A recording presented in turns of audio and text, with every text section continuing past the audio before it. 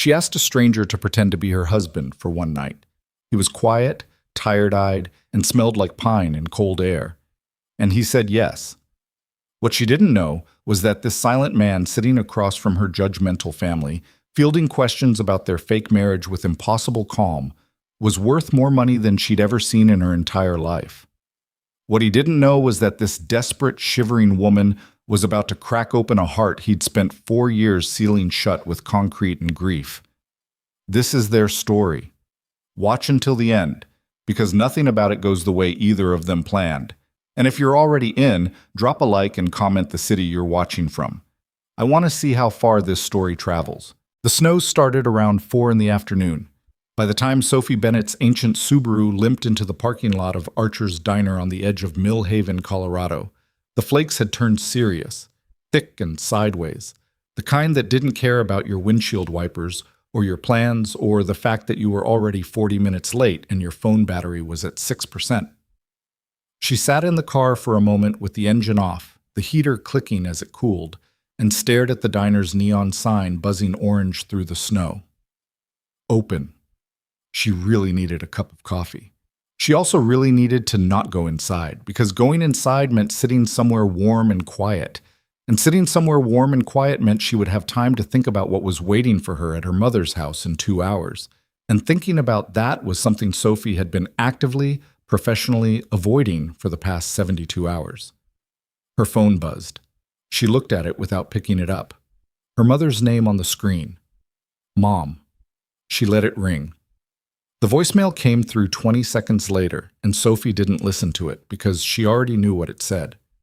She'd known since Sunday, when her mother had called to confirm that the whole family would be at dinner Friday night, which was tonight, and that everyone was so excited to finally meet Marcus. Marcus. Sophie closed her eyes. Marcus didn't exist. He had never existed. He was a name she'd invented 2 years ago during a particularly brutal Thanksgiving when her Aunt Patrice had cornered her in the kitchen and asked, with the particular cruelty that family members dress up as concern, whether Sophie was ever going to find someone, or if she was just going to keep floating around from job to job and city to city like a leaf that couldn't figure out which drain to circle. And something had broken loose in Sophie that night, some small, exhausted, humiliated piece of her. And before she could stop herself, she'd said, "Actually, I'm seeing someone. We've been together almost a year. His name is Marcus." The relief on her mother's face had been so immediate, so genuine, that Sophie hadn't been able to take it back. She'd built the lie one brick at a time after that. Marcus was an architect. He was from Denver. He was kind and steady, and he loved her. And he was real in every way that mattered to her family, which was mostly that he existed and could be reported on at holidays. She had told herself she'd come clean eventually, when she had her life more together, when she had something real to replace the lie with, when it didn't hurt so much to be the one daughter who still couldn't quite get it right. Instead, 2 years had passed, and Marcus had grown more elaborate, and she had grown more cornered, and 6 weeks ago her mother had called to say that since Sophie and Marcus were apparently getting serious, because Sophie had made the catastrophic mistake of mentioning once that they'd talked about moving in together, the family wanted to meet him before the holidays. "Just dinner," her mother had said. "Casual. We just want to put a face to the name, honey. You know how your father gets when he feels left out." Sophie had said, "Of course, I'll ask him." Then she had hung up and sat on the floor of her apartment for 20 minutes. She'd spent the next 6 weeks trying to figure out how to get out of it. She'd thought about having Marcus break up with her. She'd thought about having Marcus get sick. Nothing serious, just sick enough to cancel. She'd thought about coming clean, just walking into that dinner alone and saying, "Mom, there is no Marcus. There has never been a Marcus. I lied. I'm sorry. I don't know why I did it, except that I couldn't stand the look on your face when you look at me." She couldn't do it. She genuinely, physically could not make herself do it. So here she was, 2 hours from her mother's house, sitting in a parking lot in a snowstorm with a dead phone and a fake husband and absolutely no plan. She got out of the car.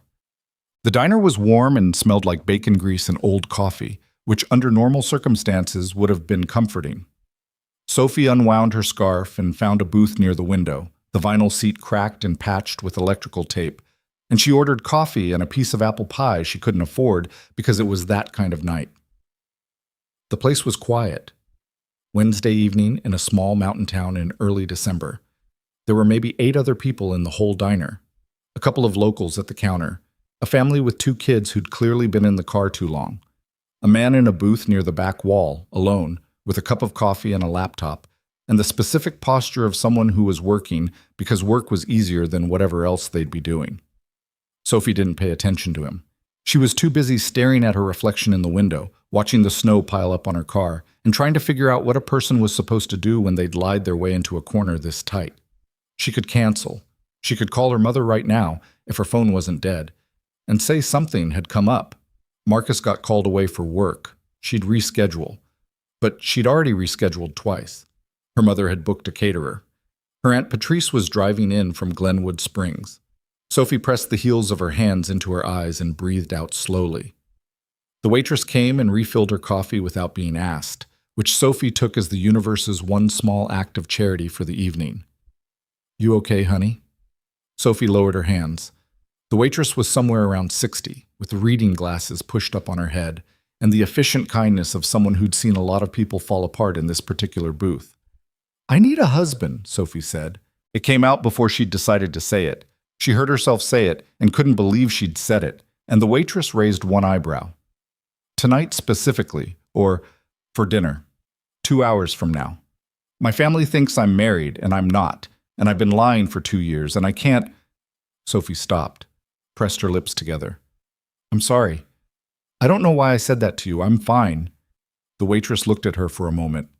"Pie's on the house," she said, and walked away. Sophie slumped back against the booth. Behind her, quietly, a man said, "How married do you need him to be?" She turned around.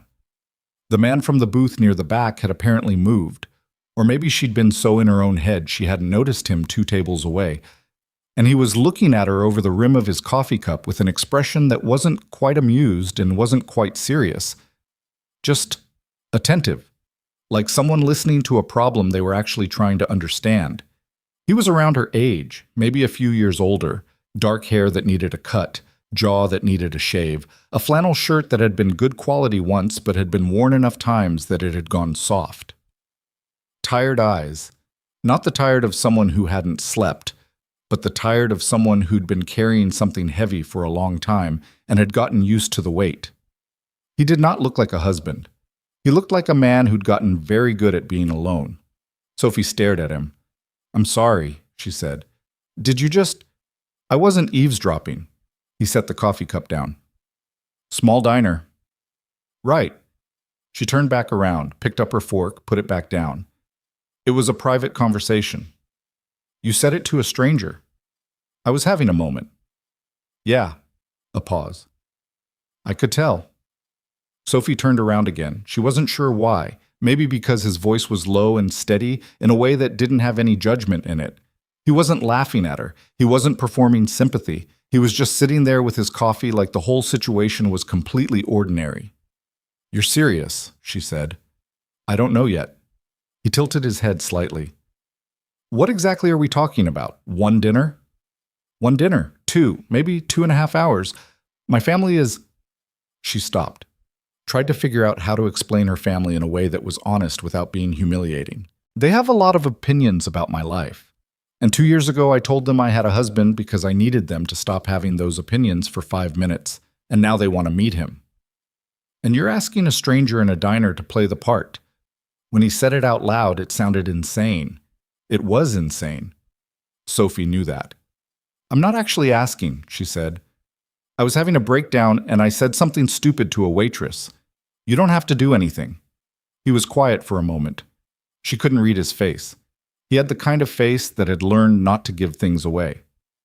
"What's his name?" he asked. "Marcus," Sophie said. "He's an architect." "Okay." "He's from Denver." "What firm?" She blinked. "What?" "If I'm an architect from Denver, someone's going to ask what firm." He wasn't being combative. He was being practical, which was somehow more disorienting. "Does Marcus have a last name?" Sophie felt something strange happening, some combination of desperate hope and complete disbelief. You're actually considering this. I'm asking questions. He picked up his coffee again. There's a difference. Why? She said. You don't know me. I could be. She didn't even know how to finish that sentence. She wasn't anything dangerous. She was just a 30-year-old woman with a dead phone and a fake marriage and a piece of apple pie she couldn't finish. He looked at her for a long moment. Something moved behind his eyes. She couldn't name it. Something like recognition. Like he knew what it felt like to be exactly this tired. What's your name? He asked. Sophie. Sophie Bennett. He nodded once. Damien Cross. He said it like a name and nothing more. No, you might have heard of me, or maybe you've seen my name in the news. Just a name given the way you give someone a name when you want them to know it and nothing else. Sophie didn't recognize it. She wouldn't have recognized it if he'd announced it over a loudspeaker. She hadn't been paying attention to the business world, or any world that didn't involve her 3 jobs and her credit card debt and the slow-motion disaster of her personal life. Okay, she said slowly. And you're willing to help with this? I'm willing to have dinner with your family, he said. What happens after that depends on what your family is like. Sophie laughed, a short, slightly hysterical sound. That's ominous. Is it? He picked up his laptop and began closing it with the unhurried movements of someone who'd already made a decision and didn't need to perform the making of it. Or is it honest? She looked at him for a moment. This man she didn't know. This tired, quiet stranger who'd overheard her worst moment of the year and responded to it not with pity or ridicule, but with, what firm? We have to get our story straight, she said. He pulled on his jacket.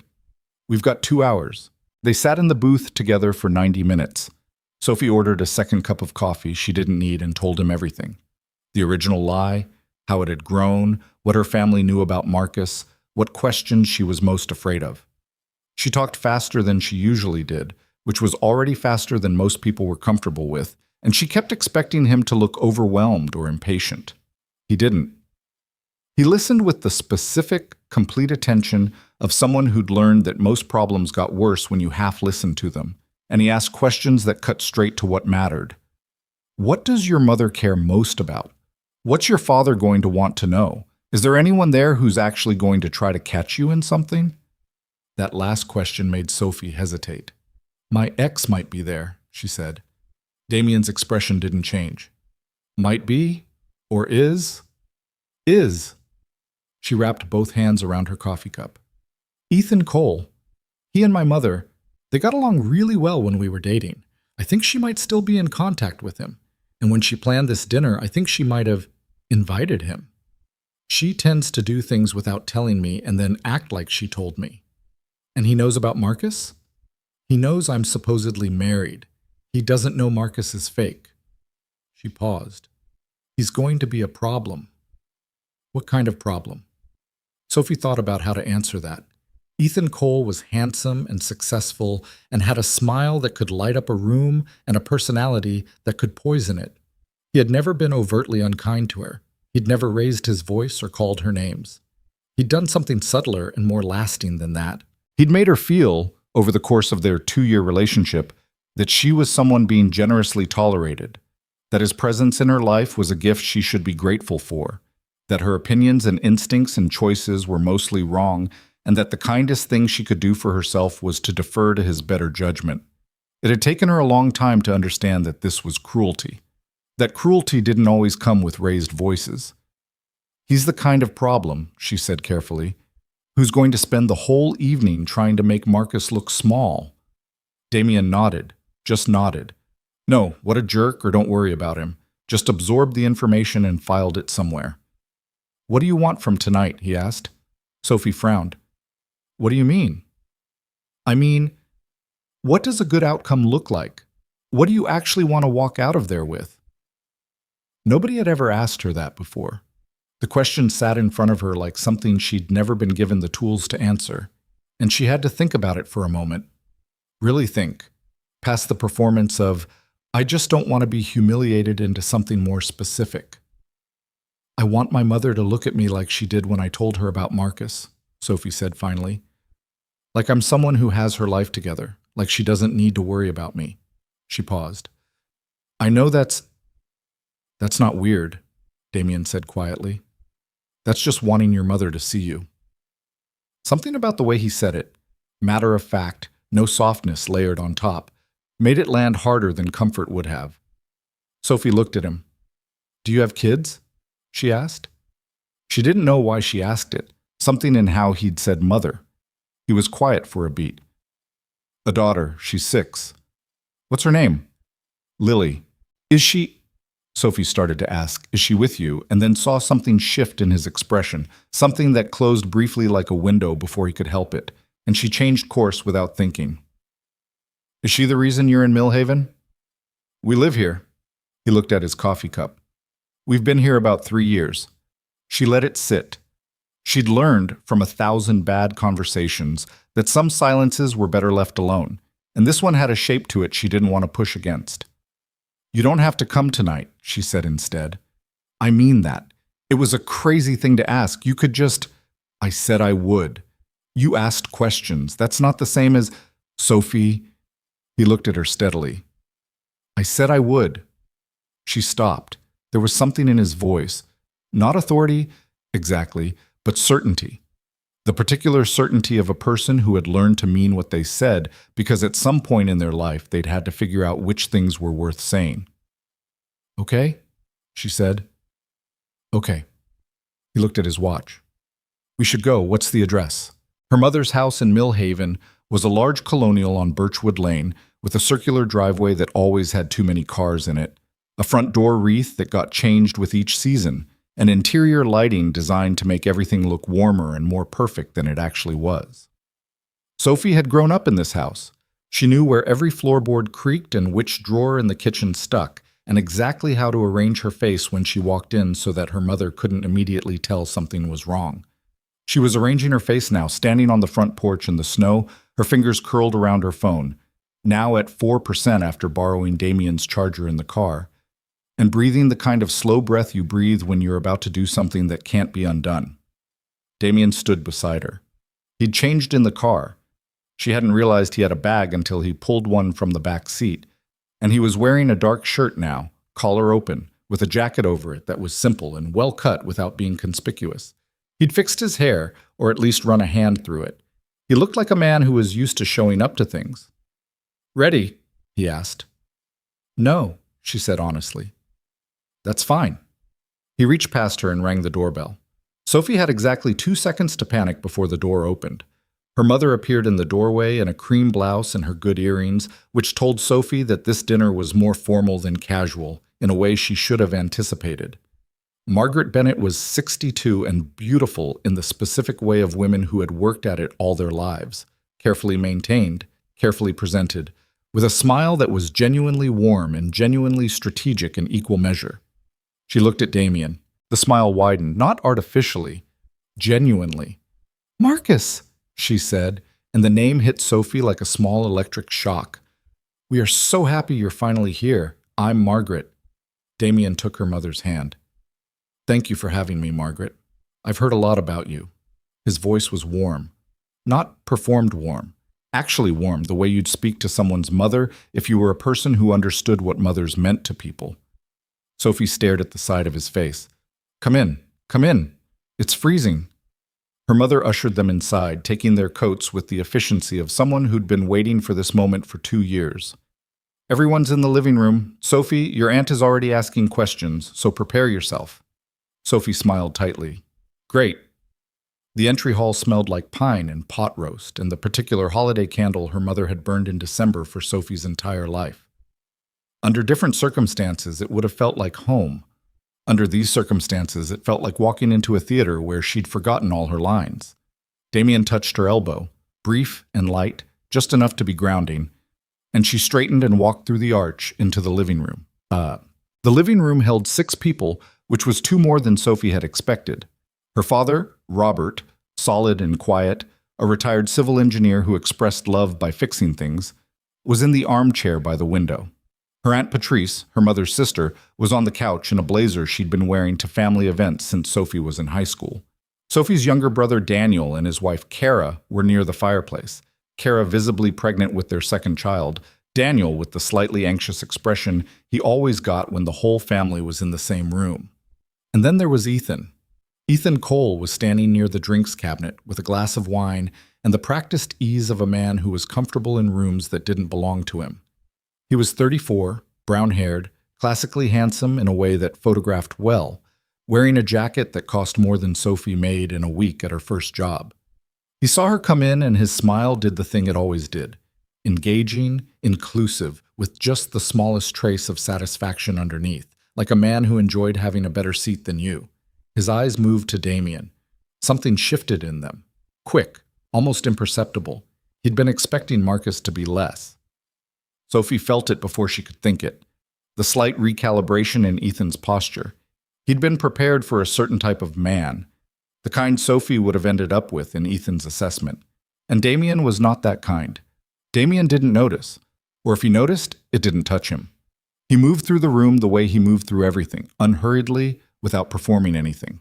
He shook her father's hand and asked him something about the house that made Robert's face change in the way it did when someone asked him a question he actually wanted to answer. He spoke to Aunt Patrice in a way that was respectful without being deferential, which was exactly the right register for Aunt Patrice. He congratulated Kara on the pregnancy and asked how she was feeling, and the question came out genuine enough that Kara, who had a radar for false sincerity, visibly relaxed. Sophie watched all of this from just inside the doorway, slightly stunned. "Sophie," Ethan appeared at her side with the smooth inevitability of a man who'd practiced making entrances feel casual. "You look good." "Thank you," she said flatly. "I hope you don't mind that Margaret invited me. I was in town, and she thought—" "I don't mind," Sophie said, which was a lie so practiced it came out sounding true. Ethan's eyes tracked back to Damien. "He's not what I pictured," he said, voice low and conversational, like they were old friends discussing something benign. "What did you picture?" A small smile. "I don't know. You always seem drawn to a certain type." Sophie looked at him. "What type is that?" The smile held. "People who need things from you." She turned away before she could say anything she'd regret, and went to stand next to Damien, who had apparently gotten her father talking about foundation drainage, which was the surest sign she'd ever seen that Damien Cross was paying attention to things other people overlooked. Her mother had made pot roast, roasted potatoes, green beans with almonds, and a cranberry salad that Sophie knew from experience was technically a dessert dressed as a salad. They sat around the dining room table, 8 of them, which was 2 more than the table was designed for, making everything slightly too close and slightly too warm, and therefore slightly more honest than these dinners usually were.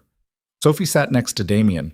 He'd found his way to the chair on her right without being directed, which she thought was deliberate, and his shoulder was close enough to hers that when he turned to answer a question, she could feel the shift of it. The question started with her mother, which was traditional. "So, Marcus, Sophie tells us you're an architect. What kind of work do you do?" Damien had asked Sophie about this in the car. She told him what she'd told her family. Marcus worked on residential design, high-end renovations, some commercial projects. Damien had nodded and said, okay, and then proceeded to clearly know things about architecture that she had not given him, which she'd noticed then and was noticing now as he answered her mother's question with the kind of specific, fluent detail that didn't come from a 60-minute crash course. "Mostly adaptive reuse lately," he said, taking older industrial spaces and converting them for residential or mixed use. "It's slower work, but it matters more in the long run, I think. You're working within constraints that force you to be creative rather than just building from scratch." Her mother looked genuinely interested. Her father looked more than genuinely interested. He looked like a man who'd found someone worth talking to. "The old Whitmore Mill," her father said, "out on Route 9. You know it? Been sitting empty for 20 years. Structure's still sound, though." "I've seen it," Damien said, and then he said something specific about the mill's brick pattern and its roof pitch that made Sophie's father put down his fork and lean forward. Sophie ate her pot roast and tried to keep breathing. Aunt Patrice waited until there was a pause and then deployed the question she'd clearly been holding in reserve. "And how did you two meet? Sophie was always so vague about the details." Sophie opened her mouth. "Broke down car," Damien said. She closed her mouth. "About 2.5 years ago," he continued, "I was driving back from a job site, and she was on the side of Route 6 with a flat tire and a jack that didn't fit her car." He glanced at Sophie with an expression so natural she almost believed it herself. She was handling it, but it was raining. I was not handling it, Sophie said, which was the first true thing she'd said in 5 minutes. You were handling it in the sense that you weren't panicking, Damien said. Which I respected. Aunt Patrice beamed. That's exactly the kind of story I like. None of this app nonsense. We met on an app, Daniel said. Yes, well, said Aunt Patrice. Kara caught Sophie's eye across the table and made a face that meant your aunt is a lot. Sophie made a face back that meant, I know, I grew up with her. The dinner continued. Sophie had expected it to be grueling, and parts of it were. There were moments when a question came that she hadn't prepared for, and she felt the floor tilt under her.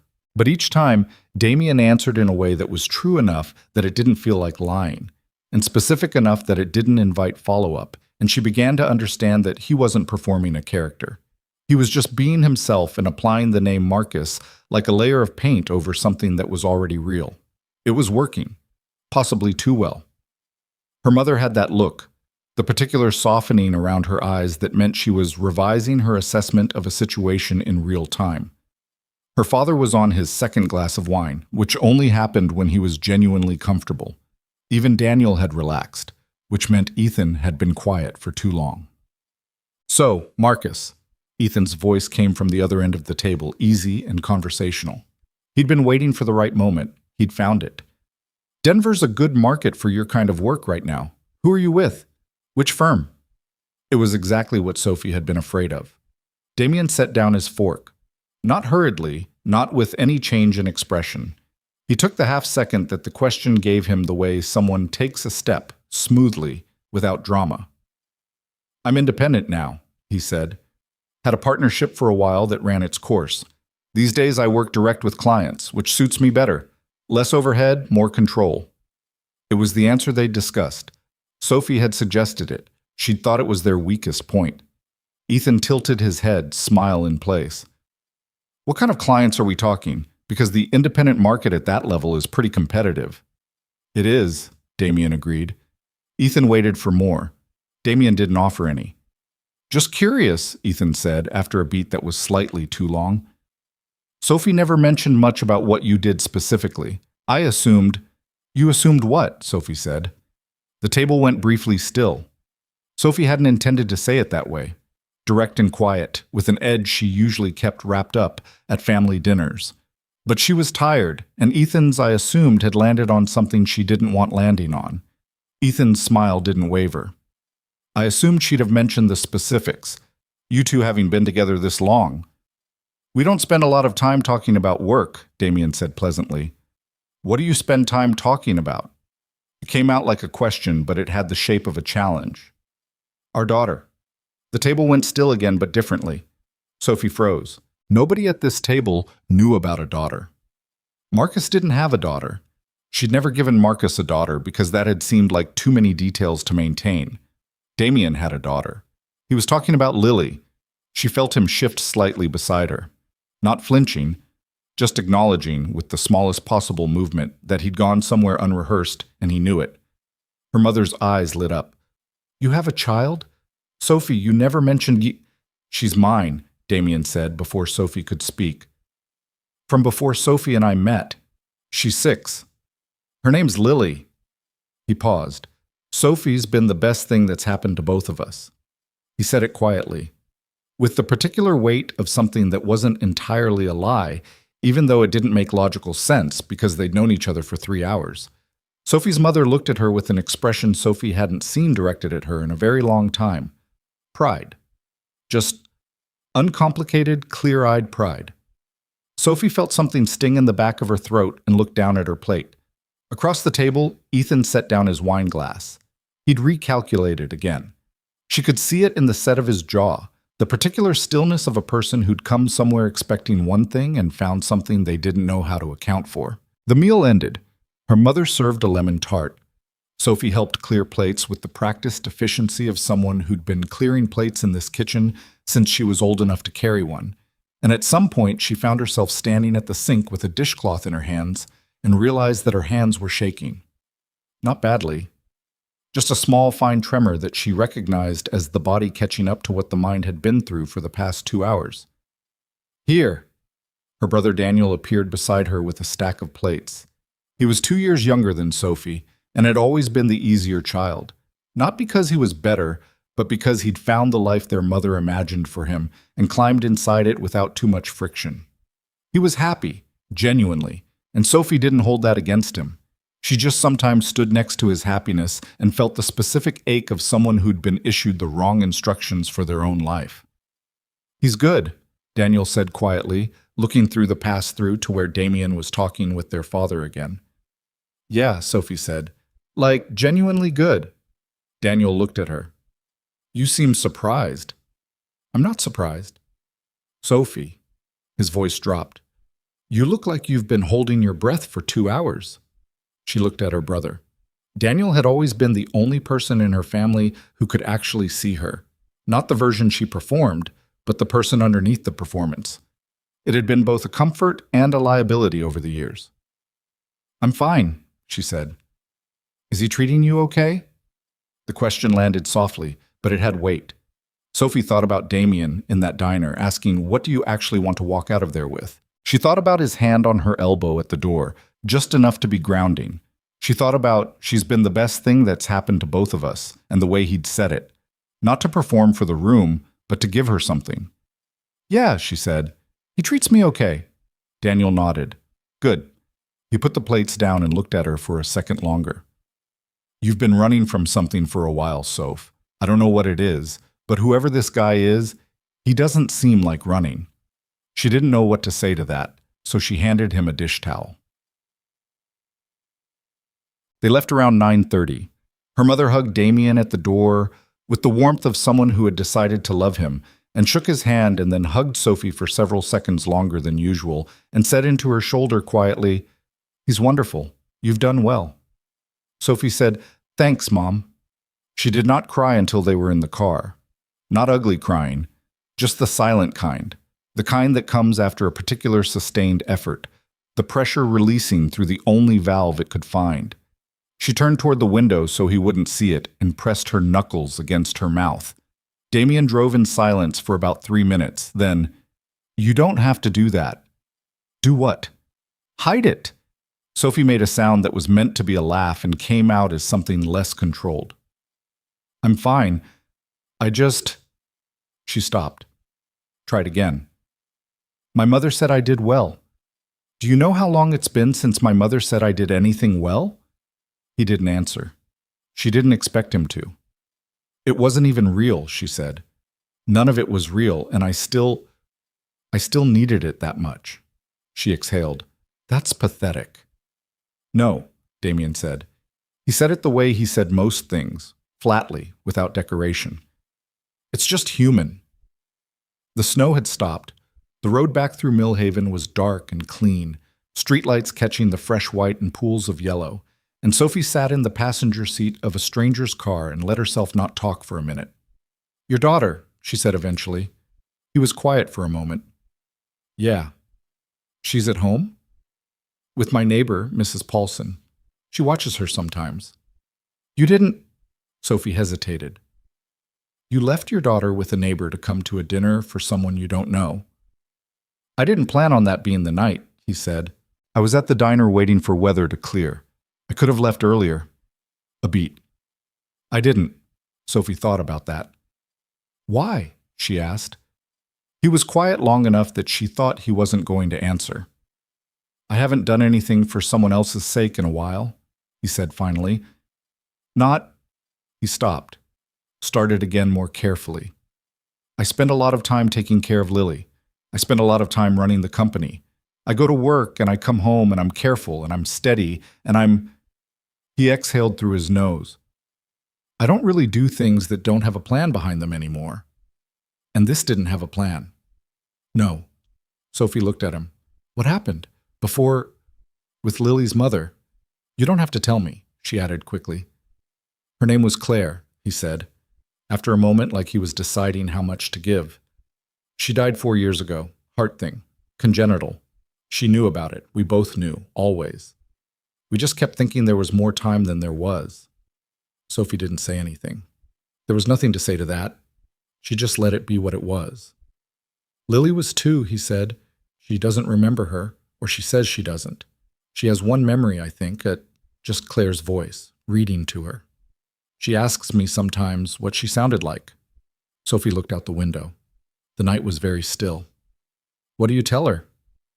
I play her voicemail, he said simply. Claire used to leave these long, meandering messages that I always thought were not annoying, but long. I have 47 of them. I never deleted them. He paused. Turns out that was the right call. Sophie felt something catch in her chest. The specific ache of being handed something real by someone you don't know, with no preamble or warning, just the raw truth of it, offered because the moment called for it, and he was the kind of person who answered when moments called. I'm sorry, she said. I'm really, genuinely sorry. Yeah. He pulled up in front of the diner, where her car sat alone in the parking lot under a fresh inch of snow. He put the car in park and they sat there for a moment. Thank you, Sophie said, for tonight. I know it was fine. You were better than fine. She turned to look at him. I don't know what you were, but my mother looked at me like I was someone worth looking at, and that hasn't happened in a long time. He met her eyes. His were dark and tired and quiet, and there was something in them that was too careful to be called anything yet, but was pointed in a direction she could feel. You always were, he said. Not a performance, not a line, just a thing he was saying because it was true, and because she needed to hear it. Sophie looked at him for one more second, then she said, I don't know how to thank you for this. You already did, he said, twice. Can I? She hesitated. Can I give you my number? Not for anything weird, She felt herself getting flustered and stopped. I'd like to know how Lily is doing, with her memory. Something shifted in his face, brief and unguarded, the window opening just slightly before the habit of caution could close it. Okay, he said. She punched her number into his phone, the screen bright in the dark car. She handed it back. Their fingers didn't touch, but it was close. Drive carefully, he said. You too. She pushed the door open into the cold. The snow was done and the air tasted clean. She turned back once. Damien. He looked at her. She's lucky, Sophie said.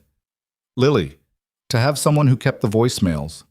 She closed the door before she could see his expression.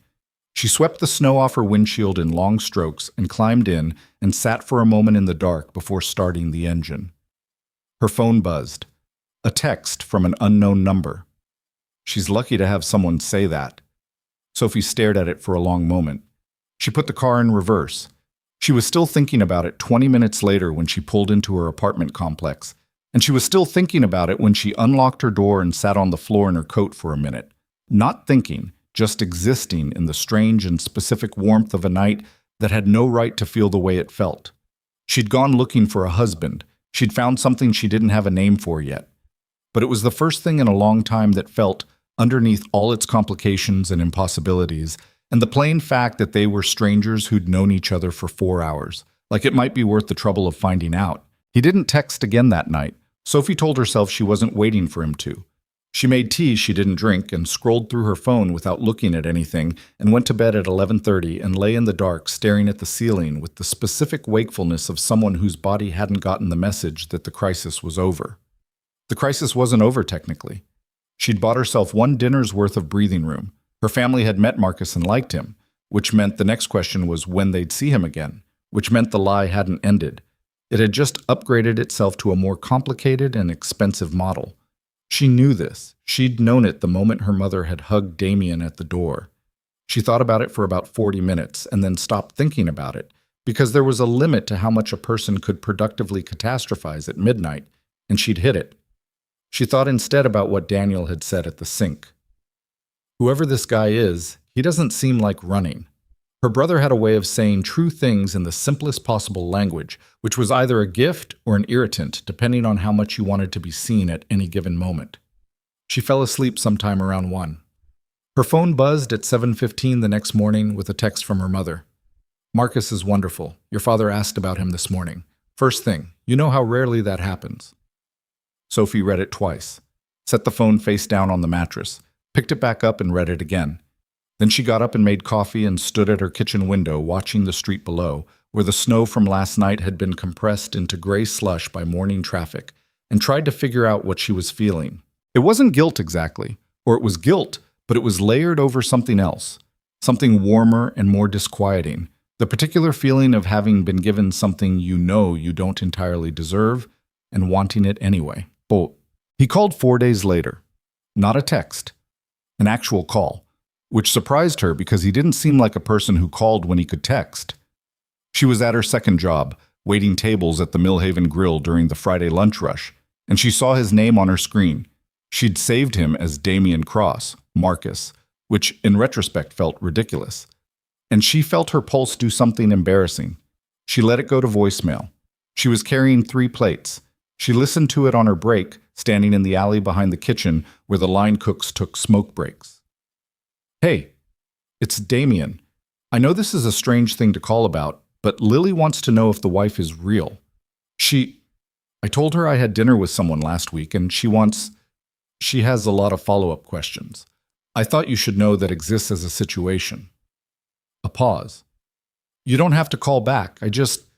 She's 6. She fixates on things. Another pause. Anyway, Sophie listened to it 3 times, then she called him back. He picked up on the second ring. Hey. The wife? She said. A short sound that might have been a laugh, low and brief, like it caught him off guard. Yeah, I know. What exactly did you tell her? I said I'd had dinner with someone, and it had been a long time since I'd done that, and it was fine. He sounded mildly pained. I did not anticipate the follow-up inquiry. What did she ask? She asked if you were pretty. I said yes. She asked if you were nice. I said yes. She asked if you were my wife. He paused. I said no. She asked why not. Sophie leaned against the alley wall. What did you say? I said we'd just met. And she said that Elsa and Anna in Frozen met at the beginning of the movie and were still sisters by the end, so it was enough time. He paused again. I don't entirely follow the logic, but she felt it was relevant. Sophie laughed. A real one, not the polite kind. That's honestly a strong argument. She's very strategic for 6. The warmth in his voice when he talked about his daughter was different from every other register he used. It was unguarded in a way nothing else was. I told her we were friends. Are we? The question came out before Sophie could evaluate whether it was too direct. She heard him take a breath. I think we could be, he said carefully. I'd like that, Sophie said. They were quiet for a moment, not uncomfortably. The particular quiet of 2 people who've established enough of a basis for silence to not feel like a problem. How are you? He asked. After the other night? My mother texted me that my father asked about Marcus first thing the next morning. That's a good thing. It's a complicated thing. She looked up at the gray December sky between the alley buildings. He never asks about anyone I date. He barely asked about Ethan, and Ethan has the exact personality my father always said he wanted in a son-in-law. What personality is that? Very confident, very certain about everything. Looks like he knows exactly where he's going. She paused. My dad used to say that's what made a man reliable.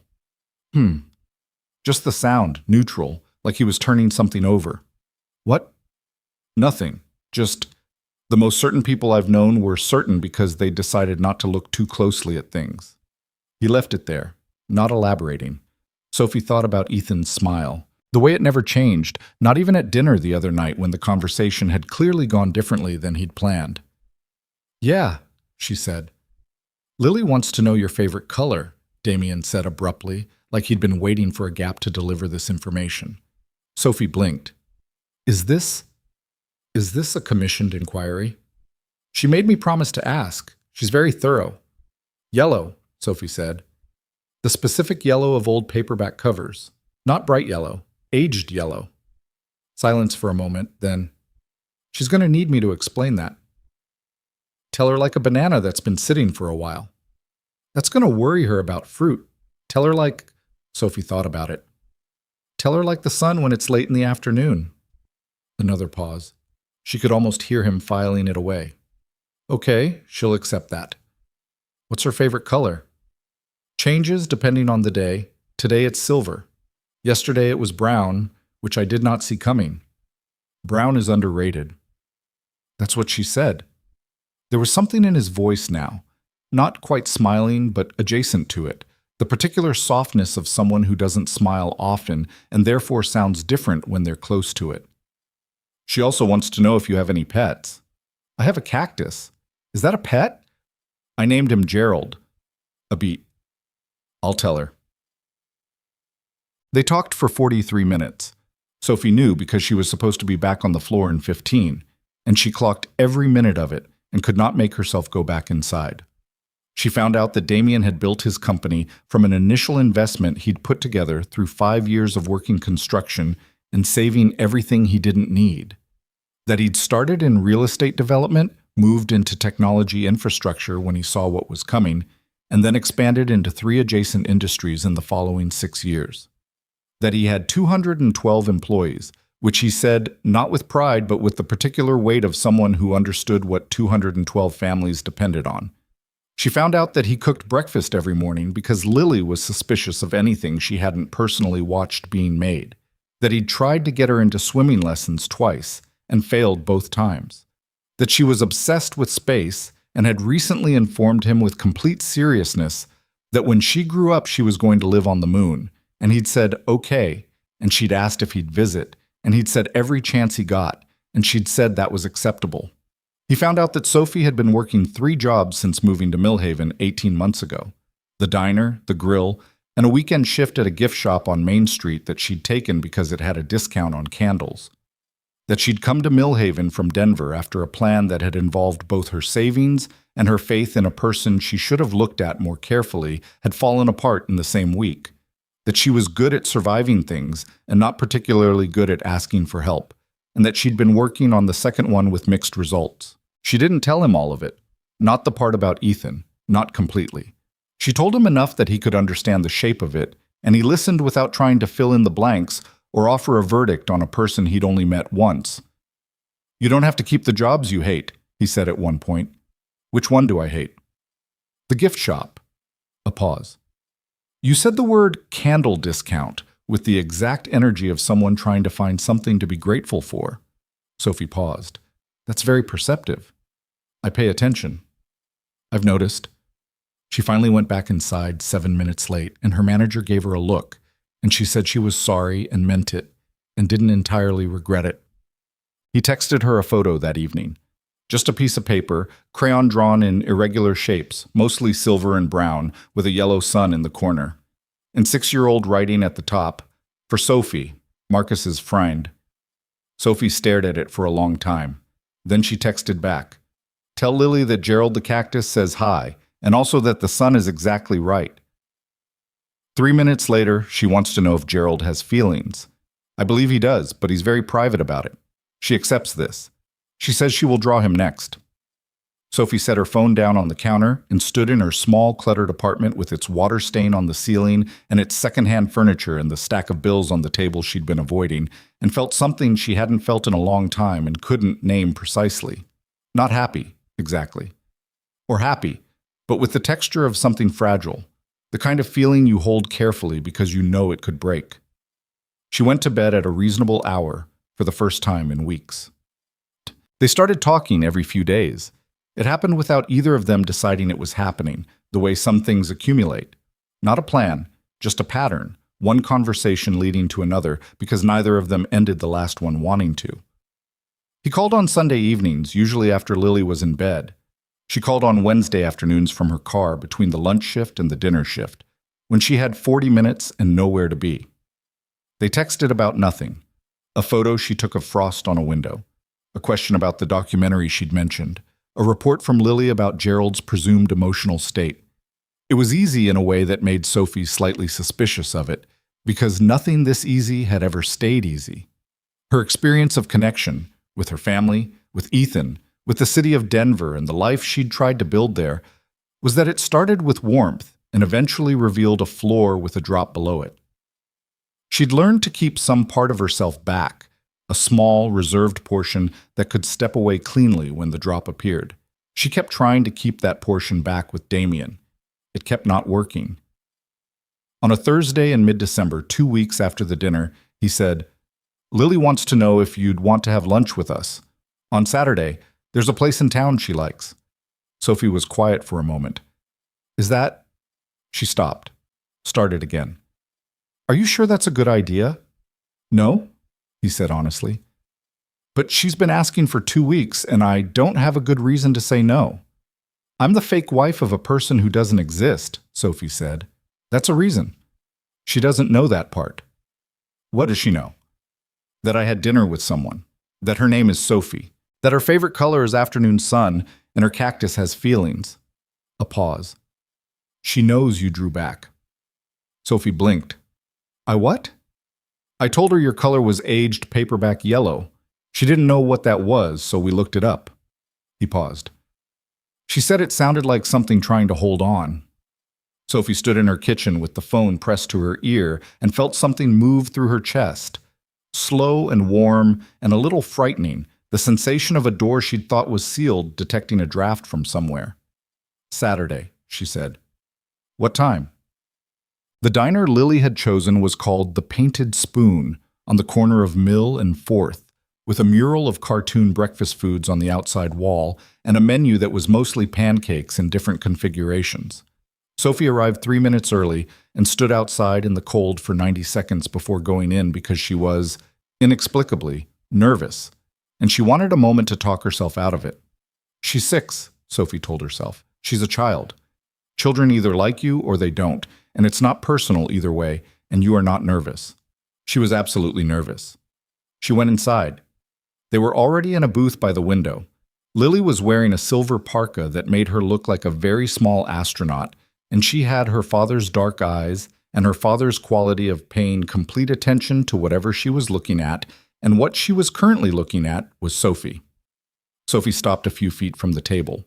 Lily looked at her for a moment with the solemn, evaluating attention of a 6-year-old who has decided to take this seriously. Then she said, "Your hair is very long." "It is," Sophie agreed. "Can you sit on it?"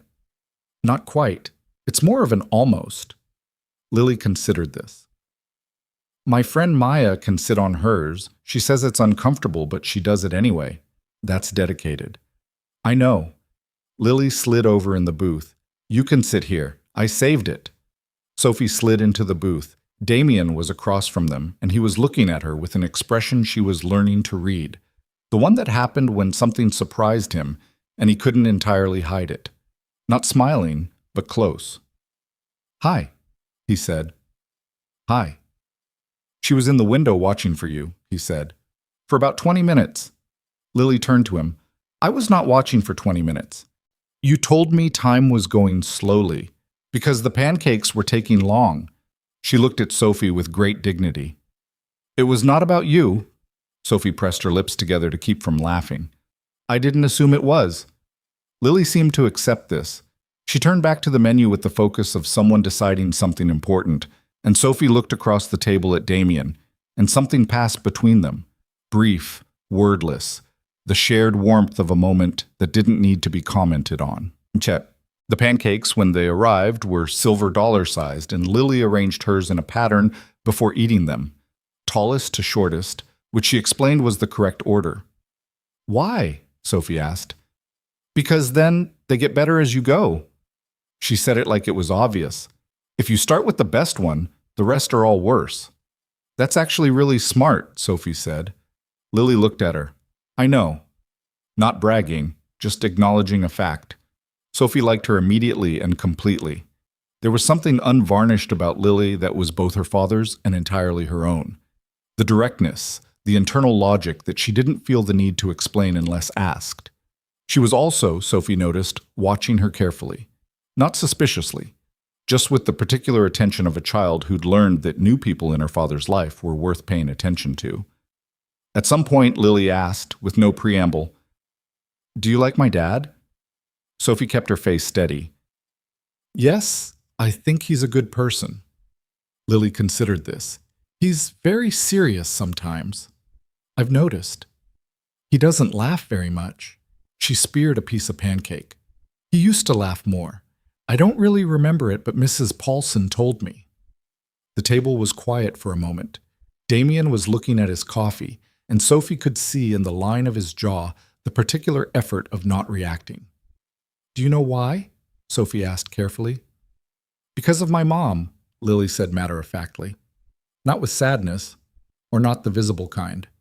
The particular flat calm of a child who's known a loss their whole life and has built their landscape around it. She died when I was little. It made him different.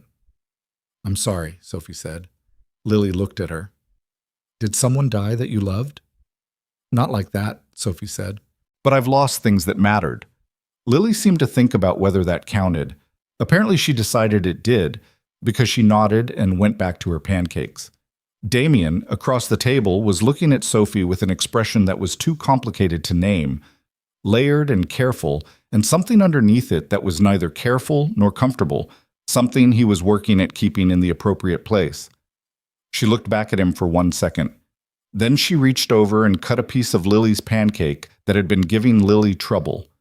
And Lily said thank you in a very small voice, and the moment passed into the next one. She stayed for 2 hours.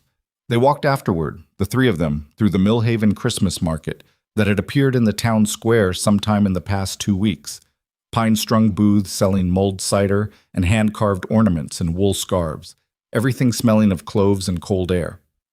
Lily held Sophie's hand because she wanted help with a particularly icy patch of cobblestone, and then she kept holding it after the ice was past, and Sophie let her. Damien walked on Lily's other side with his hands in his pockets and his eyes scanning the market with the low-level vigilance of a person responsible for keeping something important safe. Sophie caught him watching her twice. Both times he looked away first, which she thought was significant, because he did not generally seem like a person who looked away from things. At the cider booth, Lily decided she needed hot chocolate specifically, and Damien went to get it, and Lily stood next to Sophie and looked up at the pine garlands and said, with the conversational non sequitur of a child changing tracks, "You're different than the other ones." Sophie looked down at her. "What other ones?" "The people from his work who come to dinner sometimes. The women who my grandma keeps sending pictures of." She wrinkled her nose. "They smile too much." "What do you mean?" "Like they're trying to." She made a face that demonstrated this, a stiff, wide expression. "You smile when something is funny, like a normal person." Sophie looked at this 6-year-old who had apparently been observing and cataloging her father's social landscape with more precision than most adults managed. "You pay attention to a lot of things." "My dad says that's a good quality." She paused. "He also says it means I notice everything and that I should learn to mind my business." "It is, and you should," Sophie agreed. Lily grinned. It was sudden and completely unguarded, and it looked like her father would look if he ever let himself, and Sophie felt something catch in her chest that she really genuinely needed to be careful about. Damien came back with hot chocolate for Lily and a second cider for Sophie that she hadn't asked for. He handed it over without comment, and she took it and didn't comment either. They walked the rest of the market, and Lily explained her moon colonization plan in considerable detail, which involved solar panels and a very particular greenhouse system, and also a large dog who she planned to name Rutherford. "Why Rutherford?" Sophie asked. "It's a serious name," Lily said, "for a serious dog. On the moon you need serious things." "That's ironclad logic," Sophie said. Damien made the sound that wasn't quite a laugh. She was learning to listen for it. He walked her to her car when they left. Lily was already strapped into the back seat with her hot chocolate and the small carved wooden star she'd convinced Damien to buy her, and Sophie stood on the sidewalk in front of her car with her keys in her hand. "She's incredible," Sophie said. "Yeah," he said it simply. "She is." "You should be proud. She's—" Sophie stopped, tried to say it right. "You can tell she's loved, not just taken care of, actually loved. There's a difference." Damien was quiet for a moment, looking at her with that careful, complicated expression she'd started to recognize. "She liked you," he said. "She doesn't like everyone. She told me I smile like a normal person. That's high praise." "I figured." Sophie turned her keys over in her hand. I had a good time today. Good. He paused. I did too. She looked at him, at the dark eyes and the jaw that still hadn't caught up with a razor, and the particular way he stood, weight slightly forward, like he was braced for something. He was a man who'd gotten very good at absorbing things, at standing in the wind without showing how much it took. Damien, she said. Yeah. I know this whole situation is... She stopped, tried again. The reason we met is ridiculous. The way this started is ridiculous. And I know you have a lot on your life, and I'm not trying to complicate it. You're not complicating it, he said. I might be. Sophie. He said her name in the low, steady register he used when he wanted something to land. I took my daughter to the Christmas market this morning with a woman she met for the first time, and she held her hand through the whole thing and told her about Rutherford the future moondog. That is the best Saturday I've had in a long time. Sophie felt the fragile, careful, unnamed thing shift in her chest. I'll see you, she said. Yeah. A pause. You will. She got in the car. In the back seat, Lily held up the carved wooden star and showed it to Sophie through the headrest gap and said, This is for the moon house, when I build it. It'll be perfect, Sophie told her. She drove home through the midday light and did not try to name what she was feeling. She let it sit, unnamed, which was the only way to hold something this new without crushing it. Her phone buzzed at a red light. She looked at it at the next stop sign. Lily wants you to know Gerald will be welcome at the moon house. Pets are allowed. Sophie stared at the text until the car behind her honked. She drove home. She sat on her couch. She looked at the cactus on her windowsill. Gerald, in his terracotta pot with the chipped rim, stubbornly alive in his prickly, self-contained way. Don't, she told herself. She texted back. Tell her Gerald is honored. He's already started packing. She put the phone face down. She sat for a while in the quiet of her apartment, in the afternoon light coming sideways through the window, catching the dust in the air and the curve of Gerald's needles, and the small, warm ache in her chest that she was going to have to start calling something soon. She'd asked a stranger for one night. He'd given her a Saturday and a Christmas market, and a 6-year-old's hand in hers, and a cup of cider she hadn't asked for, and the particular feeling of being seen by someone who didn't look away. She hadn't planned for any of it. She was starting to think that was the point. January came in cold and honest, the way January always did in Millhaven, stripping away the softness of the holiday lights and leaving just the mountain and the gray sky and the particular quiet of a town that had stopped performing for the season. Sophie noticed it the way she noticed most things lately, through the texture of her days with Damien in them versus the texture of her days before. Before, January would have felt like a door closing, the dead month. The month of looking at what you had and finding it insufficient. She'd always gotten through January by keeping moving. Another shift, another application, another small task to complete so she didn't have to sit still long enough to feel the weight of everything that wasn't working. This January was different, and she knew why, and she was trying very hard not to make too much of it. They had settled into a rhythm that had no official name. Not dating.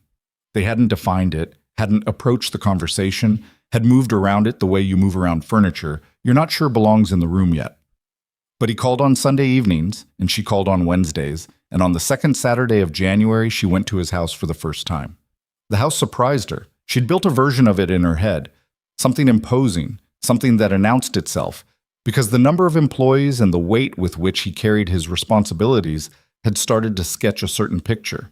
Instead, it was a large but plain craftsman on the edge of town, with a wide porch and a woodpile stacked along the side wall and tire tracks through the snow in the driveway. Someone had hung wind chimes by the front door that were clearly Lily's doing. They were painted in silver and brown and the afternoon sun yellow that Sophie had described over the phone 3 weeks ago. She stood on the porch and looked at them for a moment before she knocked. Lily opened the door before she could. "You're 4 minutes late," Lily said. "I know, I'm sorry." "It's okay." She stepped back to let Sophie in. "I was checking every 2 minutes. Dad said that was excessive." "He's probably right." "He's usually right," Lily agreed with the specific exasperation of someone who found this inconvenient. "Come see the kitchen. I helped with the soup. Dom, The inside of the house was the inside of a house where a man lived alone with a child. Not messy, but lived in a way that no interior designer would have endorsed. There was a drawing taped to the refrigerator, another one on the wall next to the coat hooks, a small pair of snow boots by the door, and a larger pair beside them. The furniture was good and well made, and arranged with a kind of functional logic rather than any decorative intention. There were books stacked on the coffee table with bookmarks in them at various depths of progress, and a half-assembled puzzle on the dining table pushed to one end. It looked like a real life, not a curated one. Sophie felt something loosen in her chest that she hadn't known was tight. Damien came out of the kitchen with a dish towel over his shoulder, which was an image she catalogued involuntarily and filed somewhere she didn't examine too closely. He was in an old sweater and looked like he'd been standing over a stove. And he said, "Hey," in the easy way they'd built up to over weeks of phone calls, and she said, "Hey back," and it was both completely ordinary and quietly significant in the way things become when you've been building toward them without admitting it. "Lily says she helped with the soup," Sophie said. "She stirred it once and then declared her contribution complete." He went back into the kitchen. "She's a supervisor by nature." "I can hear you," Lily called from somewhere. "That was the intention," Damien called back. Sophie followed him into the kitchen. It smelled like garlic and rosemary and something that had been slow cooking for hours, the particular domestic warmth that small kitchens hold better than large ones, and she leaned against the counter while he checked something on the stove, and they talked about nothing specific. How the week had gone, something funny Lily had said at school. A situation at the grill that had involved a wrong order and a customer who took it personally. It was the most comfortable Sophie had been in a long time, and comfort, in her experience, was the thing she most needed to be careful about, because it had a way of making her forget that floors had edges. She forgot, that afternoon, to be careful. They ate soup and bread at the dining table, Lily between them, explaining at length the social dynamics of her first-grade class with the analytical rigor of someone documenting a complicated ecosystem. There was a boy named Travis who took things from people's desks without asking, which was unacceptable. There was a girl named Priya who was Lily's best friend and who had the best coloring pencils in the class and shared them without being asked, which was what a good person did. There was a teacher, Miss Abernathy, who smelled like lavender and was fair about things. Sophie listened and asked questions and ate the soup, which was genuinely very good. And at one point Lily said, "Dad never makes soup for guests," and Damien said, "I make soup all the time." And Lily said, "For guests, though," and let the silence that followed carry its own meaning with the devastating effectiveness of a 6-year-old who understood implication without having a word for it. After soup there was drawing. Lily had a project, the moon house, rendered now in considerable architectural detail across multiple sheets of paper, and she needed Sophie's input on the greenhouse section specifically because, she explained, the cactus zone needed to be thought through carefully. "Gerald is going to need a particular kind of light," Lily said seriously. "He does well in indirect sunlight," Sophie said. "On the moon there's no atmosphere to scatter it." She looked at her father. "Right?" Damien, who had apparently been briefed on this. "Direct radiation. You'd need shielding." Lily turned back to Sophie with the expression of someone whose point had just been made for them. "So we need to think about this." Sophie pulled the paper toward her and picked up a pencil. "Okay. Let's think about it." They spent an hour on the greenhouse.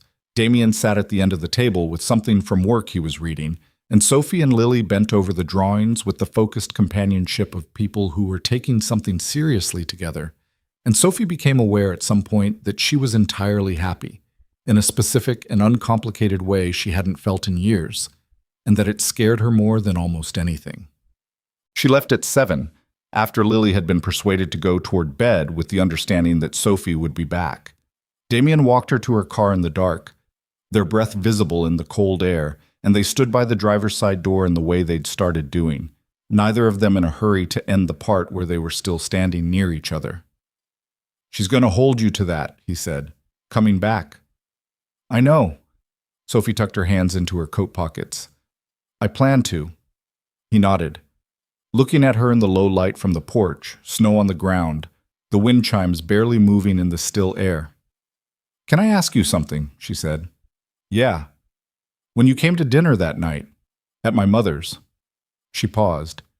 You chose not to mention what you do, what your company is, what you're worth. She said it carefully because she'd been careful with it, turning it over for weeks. Why? He was quiet for a moment. Because I wanted to walk in as a person first. You've had experiences where that order got reversed. It wasn't a question. He acknowledged it with a slight shift of his shoulders. When Claire died and the company was already public, the first year was complicated. People knew what I had. They had a lot of feelings about it. Some of those feelings turned into things I didn't ask for. He paused. I learned to protect the first impression. Let it be just me, before anything else.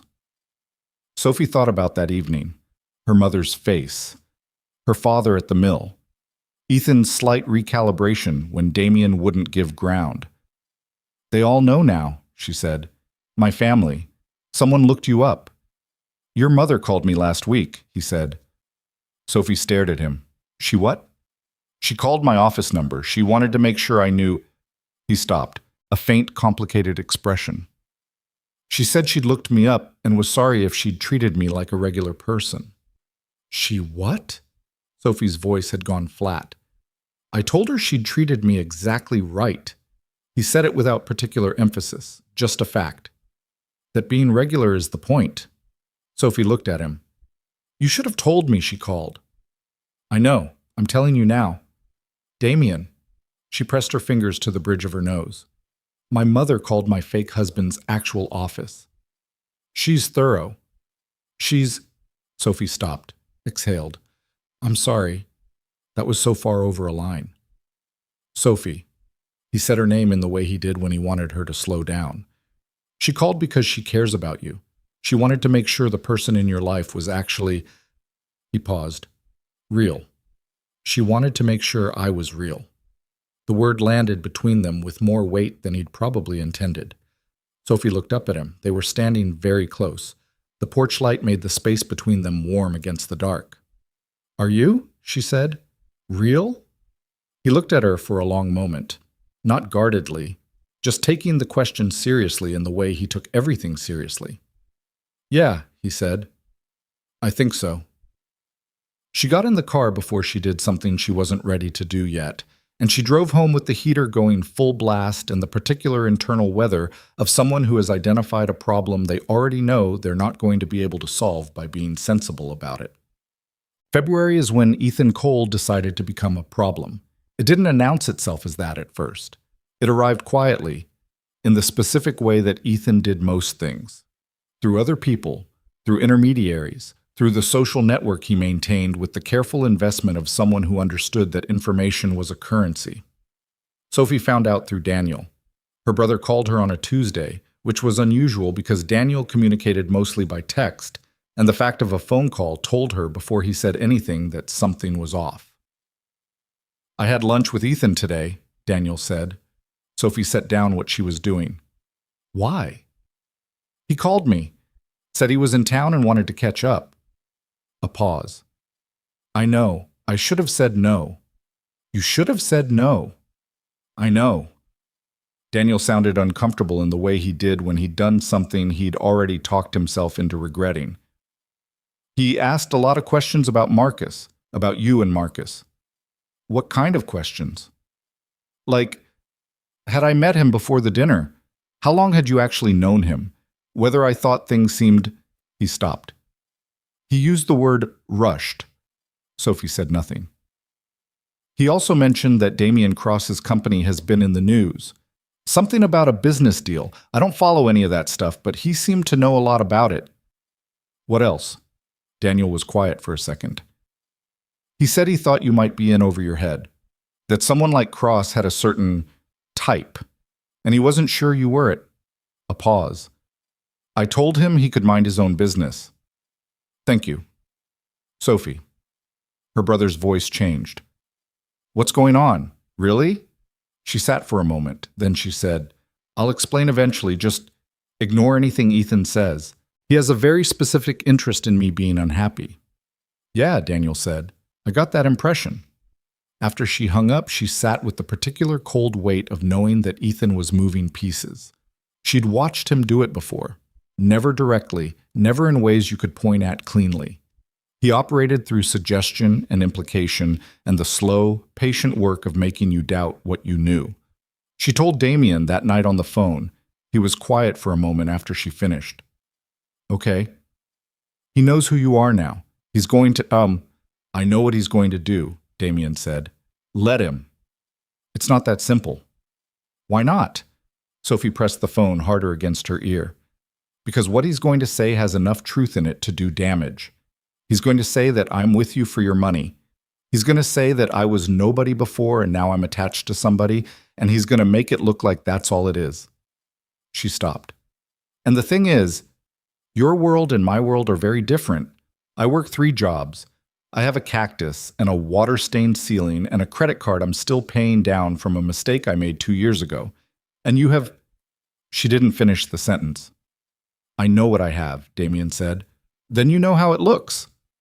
I know how Ethan Cole wants it to look, he said. That's different. She appreciated that. She did. But she'd been in the business of being looked at from the outside for long enough to know that the difference between how things looked and how things were didn't always survive contact with a room full of people who'd already made up their minds. I'm just telling you it's coming, she said. I heard you. A pause. Sophie, are you scared of what people will think? Or are you scared of what you think? The question went somewhere she hadn't expected. She didn't answer immediately, which was its own kind of answer. Both, she said finally. Okay. He didn't push further, just held the word she'd given him the way he held most things, without elaborating it into something she hadn't said. The rumors started the first week of March. Millhaven was not a large town. It had the particular social physics of small places, where information moved in 2 speeds, slowly through official channels and very quickly through the ones that mattered. Someone had told someone who had told someone else, and by the time Sophie heard it from Kara, her sister-in-law, who was 6 months pregnant and had the particular bluntness of someone who no longer had patience for soft landings, it had already acquired the smooth edges of a story that had been passed around enough times to feel established. The version Kara heard. Sophie Bennett had met Damien Cross at a fundraiser in Denver, had pursued him strategically, had used the family dinner as a way of establishing legitimacy in front of people who knew her. The woman who moved to Millhaven 18 months ago with nothing had found herself a billionaire, and wasn't that convenient? Sophie sat across from Kara in Kara's kitchen and listened to it. This is Ethan, she said when Kara finished. I know, Kara said. Daniel knows. But other people don't. She put her hands on her stomach in the habitual way of late pregnancy. He's been talking to people, Soph. Your mother's circle. People at the grill. She paused. People who knew you when you were with him. Sophie looked at the table. The particular hollow feeling of having someone go through your reputation the way a pickpocket went through a coat, quickly, with familiarity, knowing exactly where you kept things. The part that bothers me, Kara said carefully, is that I don't know enough to counter it, because you haven't actually... She stopped. Told you what's real, Sophie finished. Yeah. Sophie looked at her sister-in-law. Kara was 31 and direct, and had no investment in anything except the actual truth, which made her both the right person and the hardest person to tell. So Sophie told her. All of it. The original lie, the invented Marcus, the diner in the snowstorm, Damien's strange and quiet willingness to walk into a dinner for someone he didn't know, the phone calls, the Christmas market, the Moonhouse greenhouse, the Sunday evenings and the Wednesday afternoons, and the way his daughter had held her hand through an icy patch and then kept holding it. Kara listened without interrupting, which was a significant commitment. When Sophie finished, Kara said, So it started fake. It started fake. And now? Sophie was quiet for a moment. Now it's the realest thing in my life, which I know sounds like you're terrified, Kara said. Sophie looked at her. Which makes sense, Kara continued, because you finally have something actually worth losing. The words landed with the clean precision of true things. Sophie felt them in her sternum. That specific ache, the one she'd been walking around for weeks, finally named. He doesn't know everything, she said, about how it started. He knows I lied to my family about being married. He doesn't know. She stopped. He doesn't know that I've been managing the story this whole time, that my family still thinks his name is Marcus, that it's all still technically built on the same lie. Kara was quiet. I've been meaning to tell him, Sophie said.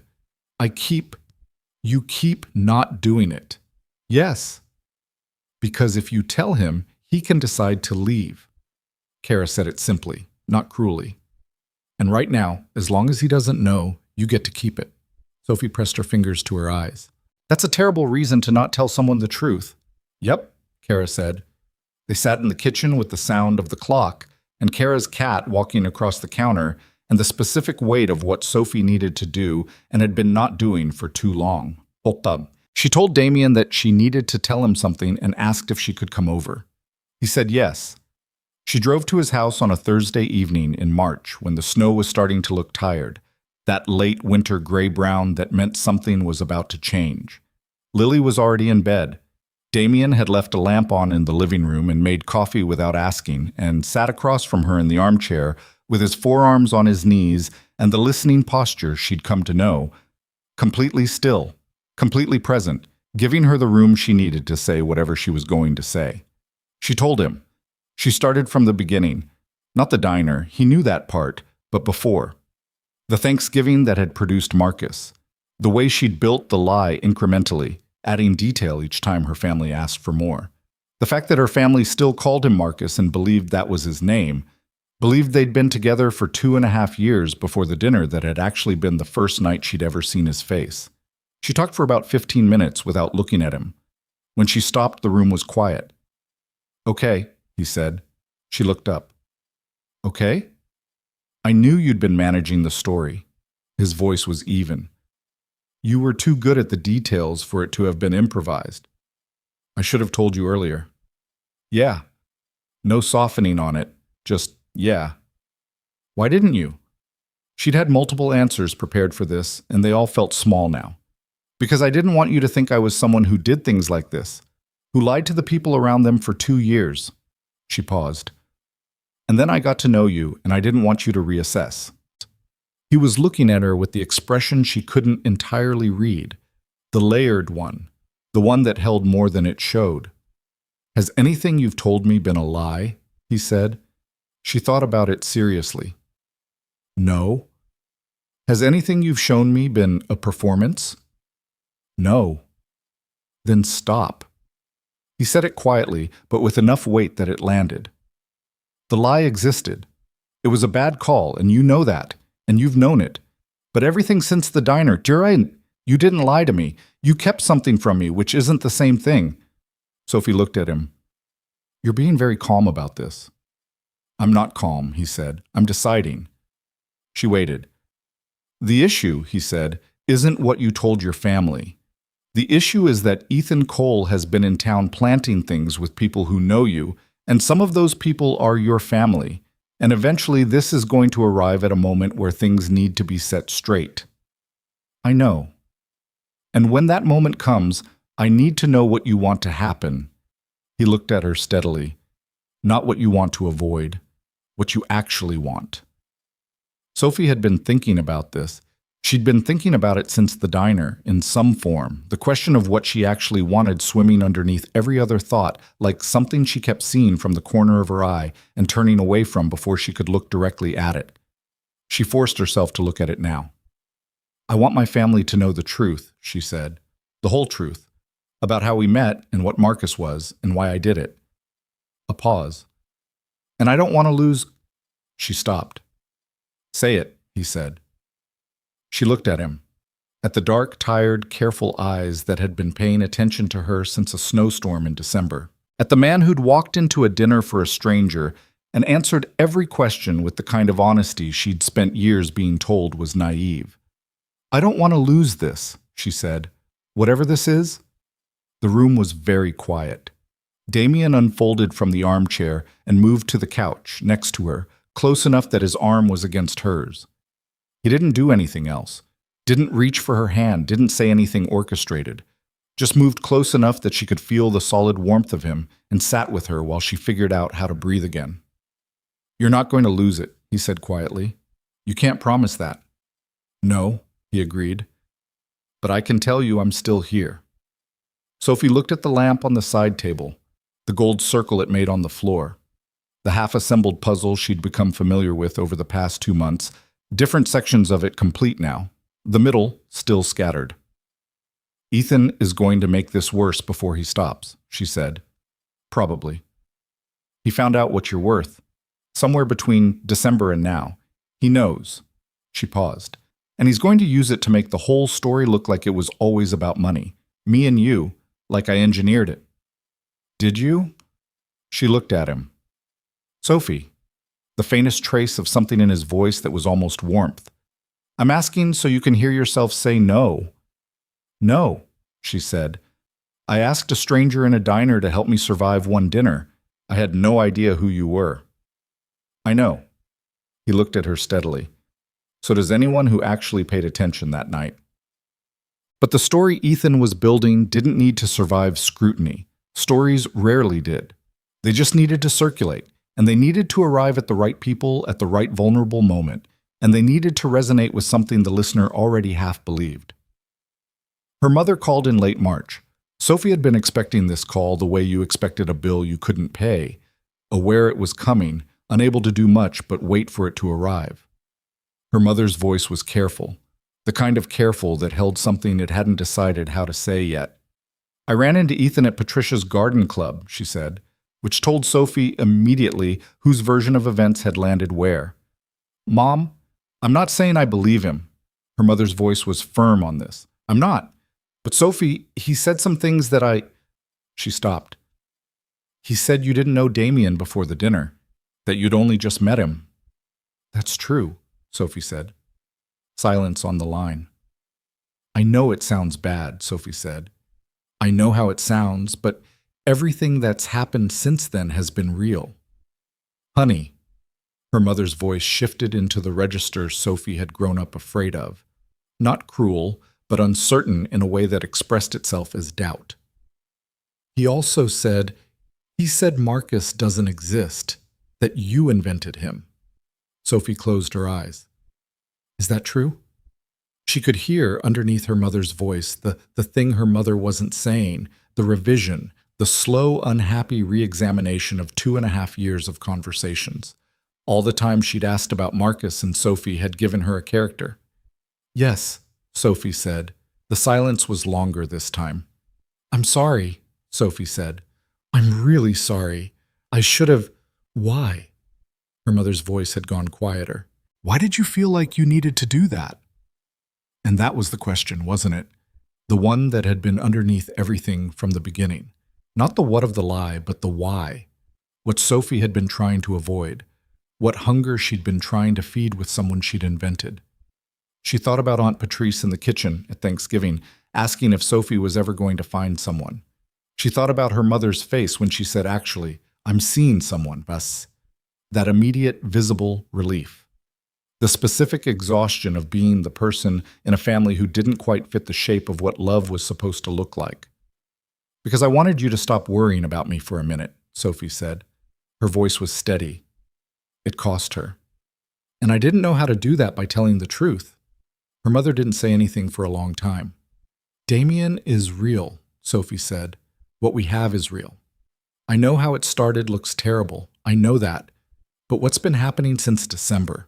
Every Sunday evening, every time Lily draws something and asks me to look at it, every time he— Mom, I'm not performing for you. I'm not managing a story. I'm just— It's real." Her mother exhaled, a long, tired sound that held a dozen things Sophie couldn't quite parse. "I need some time," her mother said finally. "Okay. I'm not angry.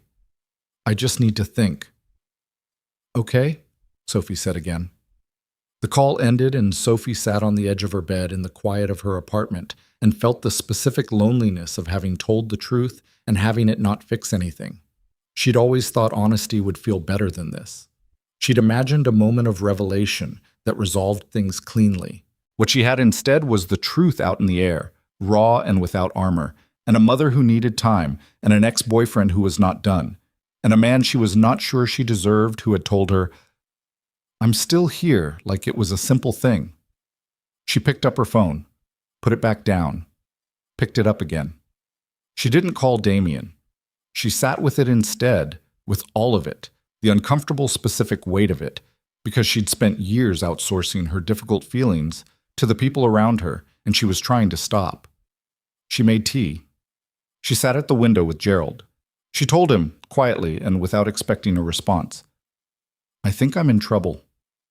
Gerald, in his terracotta pot with its chipped rim, did not respond. Outside, the late March snow had turned to rain, and the streets of Millhaven were dark and reflective, and the light from the windows across the way made yellow shapes on the wet pavement that looked, if you tilted your head a certain way, like something trying to hold on. She thought about Lily, looking at the color swatch of aged paperback yellow, and saying it sounded like something trying to hold on. She thought about Damien keeping 47 voicemails. She thought about Ethan, with his permanent smile and his careful campaign, and what he was building toward. Because he was building toward something. She could feel it. The individual pieces she'd seen were not the whole thing. They were the pressure building behind a door. She sat with that knowledge and let herself be afraid of it, because being afraid of the real thing was better than performing calm she didn't feel. Then she washed her cup. She went to bed. She did not sleep well, but she slept, which was something. In the morning, there was a drawing in her messages. Lily, through Damien's phone, had sent a new installment of The Moon House. Gerald had been given his own wing. She'd drawn him with a face. He looked, inexplicably, like he was doing okay. Sophie held her phone and felt the fragile thing in her chest refuse to go quiet, refuse to shrink, refuse to do the sensible thing and prepare itself for the drop. She texted back, "Gerald says this is the most dignified he's ever looked." 3 minutes passed. Lily says dignity is important, especially in space. Tell her she's right. She put her phone down. She got dressed. She went to work.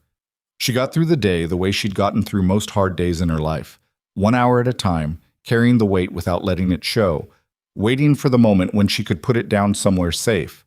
The difference was that now she had somewhere safe. Whether she was going to let herself actually use it, that was the question she hadn't answered yet. Her mother called back on a Thursday, 6 days after the first call. Sophie was between the lunch shift and the dinner shift, sitting in her car in the grill's parking lot with a sandwich she'd made from leftover bread, and the particular mental flatness that came from working 8 hours on 4 hours of sleep. She'd been carrying the weight of the previous week the way you carried something awkward, not heavy enough to put down, not light enough to stop noticing. She picked up on the first ring. "I've been thinking," her mother said. "I know." Sophie set the sandwich on the passenger seat. "Mom, Let me finish, Her mother's voice was composed. Not cold, composed, the way Margaret Bennett got when she'd decided something and needed to say it properly. "I've been thinking about what you told me, and I've been thinking about the dinner in December, and I've been trying to be honest with myself about my part in it." Sophie was quiet. "I pushed you," her mother said. I wasn't cruel about it. I don't think I was cruel, but I made it very clear for a very long time that I was worried about you, and I made that worry your problem." A pause. "Aunt Patrice at Thanksgiving, the comments about your jobs, the way I'd ask about your love life, and then not quite hide my reaction to the answer." She stopped. "I made you feel like you needed to produce something, someone, so I'd stop looking at you that way." Sophie pressed her fingers to her mouth. "I didn't know I was doing it," her mother said. "That's not an excuse, I'm just—" Her voice shifted slightly. "I'm saying I understand why you did it. I don't think you should have, but I understand why." "Mom." Sophie's voice came out rougher than she intended. "I'm sorry, I'm genuinely sorry. It was a stupid, cowardly thing to do, and I should have just been honest with you years ago about how your worry felt." Her mother made a small sound. Not quite a laugh, something softer. "We're both working on that, apparently." They were quiet together for a moment. The parking lot was empty except for a truck idling at the far end and the sound of wind off the mountain. Tell me about him, her mother said. The real version, not Marcus, Damien. So Sophie did. Sitting in her car with her forgotten sandwich, she told her mother about the diner. The snow, the 6% battery, the absolute bottom-of-the-barrel desperation that had produced the most inadvertently significant sentence of her life. She told her about the drive to Birchwood Lane and how he'd asked what firm before he'd agreed to anything, and how he'd walked into that house like a man who understood exactly what was at stake for her without her having to explain it. She told her about the phone calls, about Lily's commissioned inquiry into her favorite color, about the painted spoon and the silver dollar pancakes arranged tallest to shortest because that was the correct order, about the moon house and Gerald's dedicated greenhouse wing and Rutherford, the future moondog, about Sunday evenings and Wednesday afternoons and the way a life could build itself around two people before either of them officially agreed to let it. Her mother listened to all of it. When Sophie finished, she was quiet for long enough that Sophie checked to make sure the call was still connected. He kept the voicemails, her mother said. 47 of them. Another silence. That's the detail that gets me, her mother said, and her voice was different now, softer, with the specific texture of a woman who had been married for 38 years and understood what it meant to be kept. That's the detail that tells you who someone is. Sophie looked out the windshield at the gray April sky. Yeah, she said. I know. What does he know? About how you feel? Sophie thought about standing by her car in the dark in January saying, I don't want to lose this, whatever this is. About Damien moving to sit beside her on the couch and saying, I'm still here, like it was a simple thing. He knows I'm scared, she said. He knows why. He's been patient about it. Sophie. Her mother's voice went gentle in the way it did when she was about to say something she'd thought carefully about. The thing about patient men is that patience isn't the same as waiting forever. At some point, the person on the other end of the patience has to decide to move. Sophie stared at the steering wheel. I know, she said. Do you? Mom, I'm just asking. I know what you're asking. Sophie closed her eyes briefly. I'm working on it. Her mother said, work faster. And then, before Sophie could respond to that, come to dinner Sunday, both of you. I want to do it right this time. She told Damien about the dinner invitation that evening. He said, okay, Sunday works, and then was quiet for a moment and said, how are you? I'm okay. A pause. My mother told me to work faster. On what? On deciding to move. She said it carefully, leaving the edges of it visible. He was quiet on his end of the line. She heard the small sounds of his house, something in the kitchen, the muffled sound of the television Lily was probably watching past her bedtime. She's not wrong, he said. I know she's not. Sophie. I know, she said. I'm aware. I'm working on the part of myself that keeps expecting the drop. What drop? The floor, she said. The edge. The moment when things that were good stop being good. I've been waiting for it since December. He exhaled through his nose. Nothing's stopping. I know that logically. What does it need to not be logic, he said. Not impatiently. Genuinely asking, with the precision of someone who wanted to understand rather than fix. She thought about it. Time, she said finally. I think I just need more time. Okay, just that. We have time. She held the phone a second longer than necessary after they said goodnight. Then she put it down and stood in her kitchen and looked at Gerald, who had been moved to the windowsill where the afternoon light caught him best, and said out loud to no one, I'm going to have to get it together. Gerald remained private about his opinions. Look, the Sunday dinner at her mother's was smaller and quieter than December's. Just her parents, Daniel and Kara, and Lily, who Damien had brought without asking because Lily had heard the word dinner and had appeared at the front door already wearing her silver parka. Her mother opened the door and looked at Lily for approximately 2 seconds before her face did something complicated and warm. And who is this? She said. Lily looked up at her with the evaluating attention Sophie had first encountered at the painted spoon. I'm Lily. My dad said this was a family dinner, so I asked if I could come. She paused. He said I could if I was polite. I'm being polite. You absolutely are, Sophie's mother said. and then she crouched down to Lily's level, which was not something Margaret Bennett did easily in the good slacks she was wearing, and she said, "I'm Margaret. I'm Sophie's mom." Lily considered this. "Sophie talks about you." "Does she?" "She says you worry a lot." Lily said it without judgment, the way children state observable facts. "But Dad says worrying is just love with nowhere to go, so I think it's okay." Margaret looked up at Sophie over Lily's head with an expression Sophie couldn't entirely decode, something like surprise and something like recognition, and something that might have been the particular feeling of being understood by a 6-year-old before you'd finished figuring yourself out. "Come inside," her mother said. "Are you hungry?" "Yes," said Lily. "What kind of soup is it?" "Chicken and rice." Lily turned to Damien.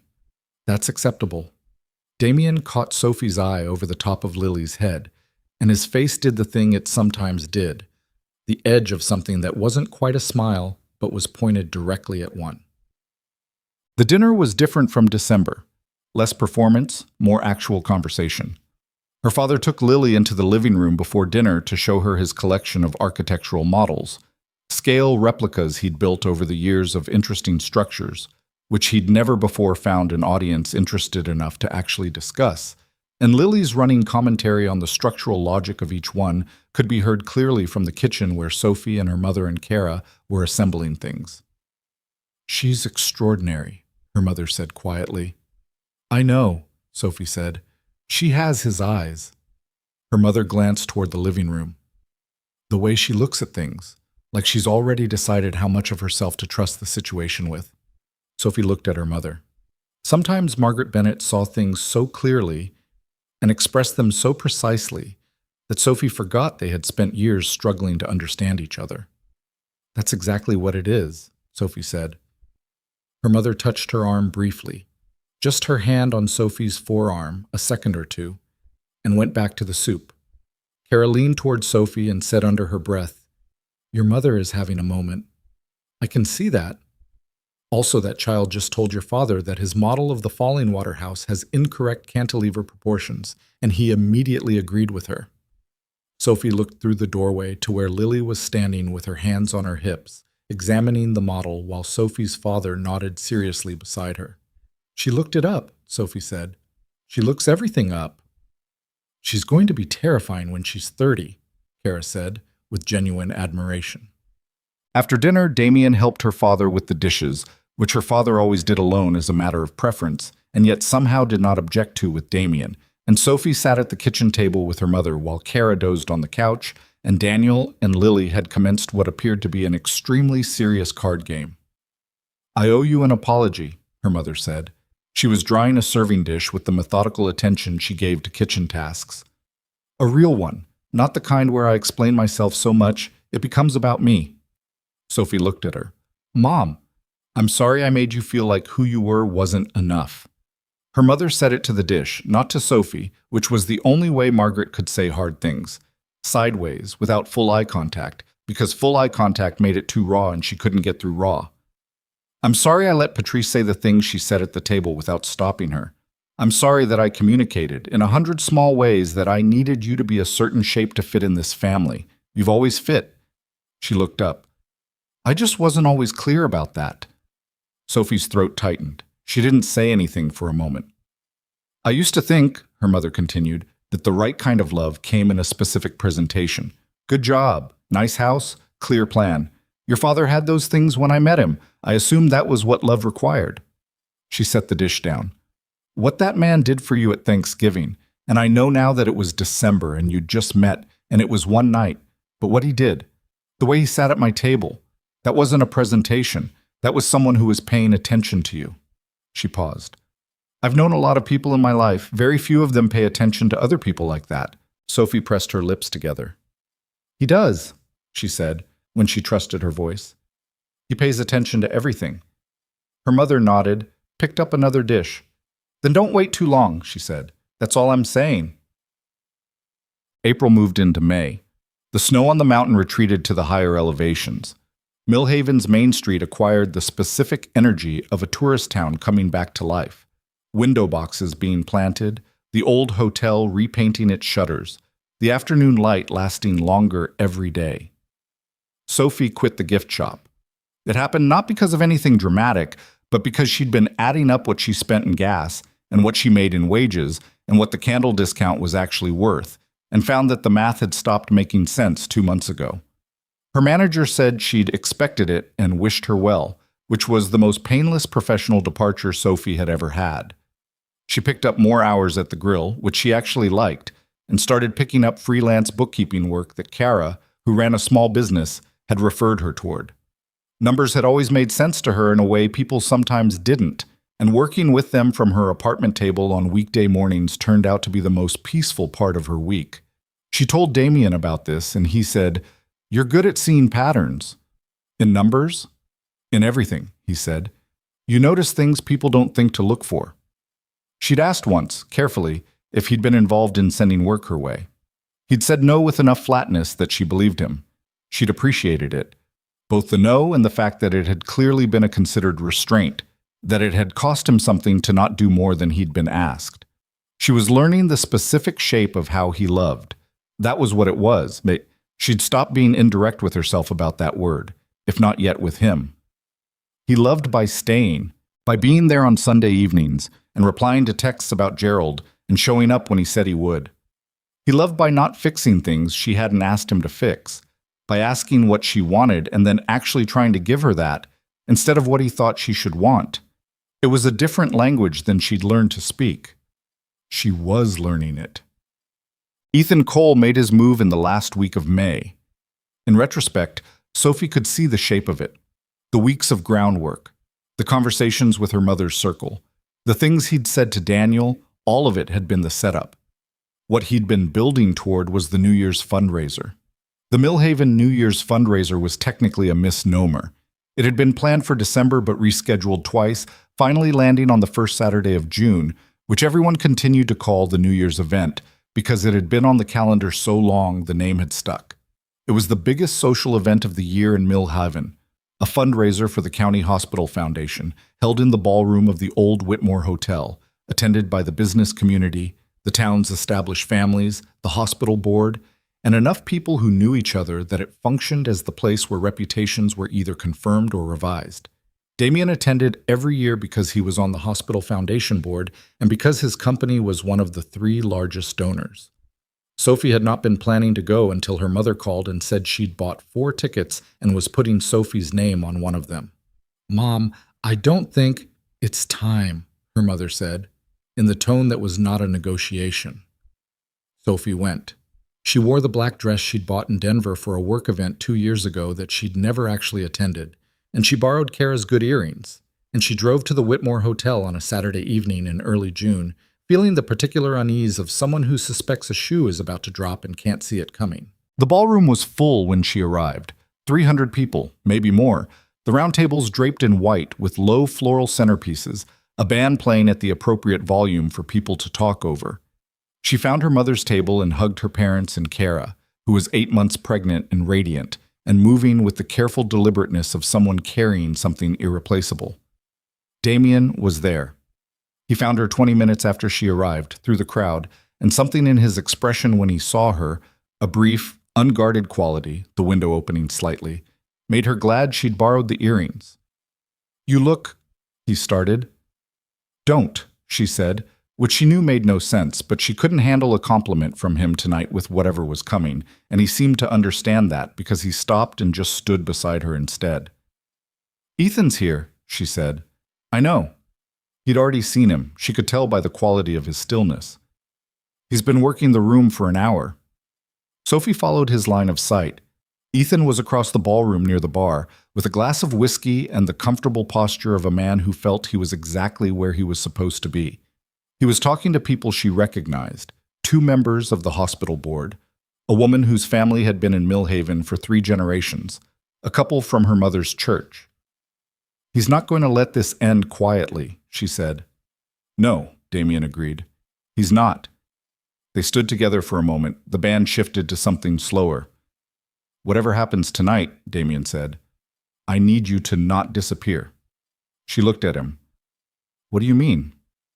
"I mean when it gets hard. And it's going to get hard. I need you to stay in the room, not leave, not go quiet. He paused. Can you do that? She thought about every hard thing she'd handled by going small, by making herself lighter, less present, less likely to take up space that might be contested. I'll try, she said. That's enough, he said. It happened at 9:40. The formal part of the evening had concluded, the remarks from the hospital board, the presentation of the fundraising total, the thank yous. People had eaten and were drinking and circulating, and the room had the loosened quality of a party that had passed its most structured hour. Sophie was standing with her mother near one of the tall windows when Ethan materialized from the crowd with a fresh drink and a smile, and the practiced ease of someone who'd been waiting for exactly this configuration of people. Margaret, he kissed her mother's cheek in the way he'd been doing for years, with the warmth of a man who understood the value of a mother's approval. Sophie turned to her with the same smile, calibrated slightly differently. You look great. Thank you, she said. Flat. He looked past her toward where Damien was talking with two men across the room. Quite an evening for your, what are we calling him? Boyfriend seems insufficient given the build-up. Ethan. Her mother's voice had a coolness in it. I'm just making conversation. He looked at Sophie. His voice dropped just slightly, still audible to her mother, intended to be audible to her mother, but performing intimate. I've been thinking a lot about how this all started. You and Cross, the convenient timing. Ethan, Sophie kept her voice steady. Don't. I'm not trying to cause trouble. The smile stayed fixed. I'm genuinely... He raised his voice slightly, no longer pretending to be private, with the seamless shift of someone who'd been planning this for weeks. I'm genuinely curious, Sophie, because there are people here tonight who've known you for years, who've watched you struggle, and now you're suddenly... What? The girlfriend of one of the wealthiest men in the state? The conversations nearest to them slowed, not because anyone was being obvious about it, just the natural physics of a room responding to a change in tone. Sophie felt her mother stiffen beside her. Ethan continued, voice carrying just enough. I think the people who care about you deserve to know that you met this man once. One time, a dinner that you arranged, a dinner built on a lie you'd been telling your own family for 2 years. And within weeks you'd inserted yourself into his life, his home, his daughters. That's enough. Damien's voice came from behind her. Sophie hadn't heard him cross the room. She hadn't felt him approaching. But he was there now, close enough that she could feel the slight warmth of him, and his voice was absolutely level. Not raised, not heated, just present in the way that made everything else quiet. Ethan turned. His smile recalibrated. Damien, we were just talking about you. I heard. Damien's eyes moved to the small cluster of people who had slowed their own conversations to listen. He didn't lower his voice. He didn't modulate it for privacy. He spoke at exactly the volume of a man who was choosing to be heard. I want to make sure I say this once, and clearly, because I think there's been some confusion about what happened, and I'd rather address it directly than let the version Ethan's been circulating go unchallenged. The room had gone quiet in the expanding radius around them. Not silent, but measurably quieter, the band's next song not quite filling the space. Sophie's hands were cold. She kept them still. Damien looked at Ethan for a moment, not with hostility, just with the clear-eyed steadiness of a man who didn't need the other person to agree with him to say what was true. Then he looked at the room. Sophie didn't know who I was when she asked me to help her, he said. She asked a stranger in a diner because she was out of options and she was trying to protect herself from the specific humiliation of walking into her family's house alone and being seen as someone who couldn't hold her life together. He paused. I said yes because it was snowing and I hadn't done anything for someone else's sake in longer than I care to admit, and something about her, the way she was handling a bad situation without falling apart, made me want to. He wasn't performing. He was just telling the truth in the same flat, direct way he told Sophie things when he wanted them to land without decoration. She had no idea what I was worth, he continued. She didn't look me up until weeks after the dinner, at which point I had to explain to her why the number she found didn't change anything about what was already happening between us. A pause. She didn't believe me for a while. That's the part Ethan would call suspicious. I call it someone who'd been taught to look for the drop, to wait for the moment when something good turned out to be a transaction. He glanced at Ethan briefly. Not with anger, with something more dismissive than anger. The particular disinterest of a man who'd already placed someone accurately and didn't need to revise it. The original lie existed, Damien said, back to the room. Sophie told her family she was married because she needed them to stop worrying about her in the specific way that families sometimes worry. Loudly, and in a direction that says more about their fear than about the person they're worried about. She shouldn't have done it. She knows that. She told her family the truth in March. He paused. The man she asked to play the part of that husband turned into someone she actually chose. And I am not interested in having that characterized as a scheme by someone whose main interest in this is that he lost something he never actually had. Ethan's smile was still in place, but it was thinner now, held up by will instead of ease. Damien, his voice was still smooth. I understand you care about her, but you have to admit that the optics, Damien said, are what you've been manufacturing for 4 months. Still level, still quiet. You talked to her brother. You talked to people in her mother's social circle. You've been doing the careful, patient work of making a story sound like fact, because the alternative, a woman you once made feel like she was lucky to be tolerated finding something better, is something you can't let just exist without trying to take a piece of it. The room was very quiet. Ethan set his drink down on a nearby table. His jaw had tightened. The smile was gone. That's, he started. I'm done, Damien said simply. If you'd like to have a different conversation at a different time, that's fine. But I'm not going to stand here and watch you do what you've been doing to her in front of people who love her. He turned away from Ethan. He turned to Sophie. And for a moment it was just the two of them in the radius of quiet that had expanded around this conversation, and he looked at her with the tired, careful, entirely specific attention that had been looking at her since a snowstorm in December. And she was aware that the room was watching, and she was aware that her mother was 2 feet away, and she was aware that her hands were still cold, and her heart was going at a rate that was not medically ideal.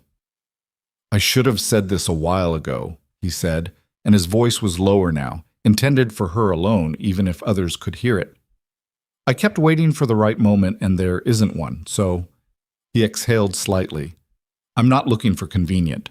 I'm not looking for a transaction. I spent 4 years being very careful and very steady and very alone, and I am not interested in being any of those things more than I have to be. A pause. I'm interested in you. The actual you. The one who lies to her family for 2 years because she can't figure out how to say, I need you to stop looking at me like I'm failing. The one who talks to her cactus and names him Gerald. The one who sat in a booth at my daughter's diner and took every question about the moon house seriously because Lily needed someone to take it seriously. He paused. I'm asking you to stop waiting for the drop. I'm asking you to let this be the thing it's been trying to be since December. Sophie looked at him. Her mother made a small sound behind her that Sophie recognized as Margaret Bennett successfully containing a feeling in public, which required significant effort. Somewhere to her left, Kara said very quietly to Daniel, I told you. Sophie said, You could have said that any of the 100 Sunday evenings I was waiting for you to say something. He looked at her. You were waiting? I was obviously waiting. She heard her own voice, steadier than she expected, with an edge of something that wasn't quite exasperation but was adjacent to it. You are extremely patient, and I have been extremely frustrated about it. Something broke loose in his face. Not all the way. Not the full thing, because he was who he was and he didn't do things all the way in public, but enough. The things she'd been seeing glimpses of for 5 months, the underneath the careful, the version of him that came through in the way he spoke about Lily and the way he played the voicemails. I didn't want to push, he said. You could have pushed a little, she said. A brief pause, then quietly, so only she could hear. Are you saying I have permission? Sophie looked at him for one long moment. At the man who had walked into a dinner for a stranger and answered every question with the truth, who had kept 47 voicemails, who had sat beside her on a couch and said, I'm still here, like it was a simple thing. Yeah, she said, you have permission. He reached out and took her hand. Just that. his hand around hers, in a room full of people, without any performance attached to it. The same way he did most things, quietly, like he meant it, like he'd already decided. Ethan Cole left the party 40 minutes later. Sophie noticed his departure without looking for it. She just became aware, at some point, that the particular quality of discomfort that had been sitting at the edge of her awareness all evening had lifted. She didn't watch him go. She was talking to her father, who had found Damien again and resumed what appeared to be an ongoing structural analysis that had started at the December dinner and picked up tonight without missing a beat. Her mother found her near the dessert table at 10:30. Margaret Bennett was not a woman who cried in public. She had very clear opinions about the appropriate management of emotion in social settings. Sophie had watched her hold herself together at funerals, at difficult family dinners, at her own mother's decline in the final year of her life. She was not crying now, but her eyes were doing something specific, bright in the way that meant she was managing. "Your father," she said, "who has not volunteered an opinion about any person you've ever dated in 30 years, told me on the way in tonight that he hoped things worked out." She paused. "He said he was a good man. That was the whole sentence. He didn't say anything else." Sophie felt her throat tighten. Her father did not volunteer opinions. Her father communicated love through fixed things and structural observations, and the occasional nod that meant more than it looked like. "Mom." "I know," her mother said. "I know." She touched Sophie's arm in the same brief way she had in the kitchen, her hand on Sophie's forearm, a second or two, more than it looked like. "I'm sorry it took me this long." "It took me longer," Sophie said. Her mother made the small sound that wasn't a laugh. "We're working on it," she said, which was what she'd said on the phone in April, and which apparently had become the honest accounting of what they were doing. Not fixed, not resolved, but working. Sophie looked across the room to where Damien was standing near the window with Lily's drawing in his jacket pocket. She'd put it there herself before he left, the latest Moonhouse installment, because Lily had said he should have it for luck. And he was laughing. Actually laughing. At something one of the hospital board members had said, his head slightly back, the thing she'd been watching for from the edges for 5 months, finally arriving without announcement, without drama, without her having to do anything except be in the room. Mrs. Paulson, who Sophie had met twice, had apparently told her the same thing, that he used to laugh more before. Sophie watched him laugh and felt the fragile thing in her chest stop being fragile. Felt it settle into something more solid. Not certainty. Nothing was certain. She'd stopped expecting certainty, but solidity. The weight of something that was going to be there tomorrow. She thought about December. The parking lot, the snow, the 6% battery, the absolute end of her rope that had produced the sentence that started all of this. She thought about Damien in the diner asking what firm, and the look on her mother's face at the door, and Lily taking her hand through the icy patch, and then not letting go. She thought about what Lily had said that the yellow of old paperbacks sounded like, something trying to hold on. She was done trying. She was just going to hold on. He drove her home that night. Lily was already with Mrs. Paulson, who'd agreed to the late hour without being asked. They drove through Millhaven in the dark with the windows up and the heater going and the particular quiet of two people who had said enough for one evening and didn't need to fill the rest of it. He pulled up in front of her apartment building and put the car in park, and they sat for a moment the way they had in December, in the diner parking lot, except that everything was different in the way that 5 months of Sundays and Wednesdays and Christmas markets and soup dinners had made everything different. "I meant what I said," he said. "In there." "I know you did," she said. "You don't say things you don't mean."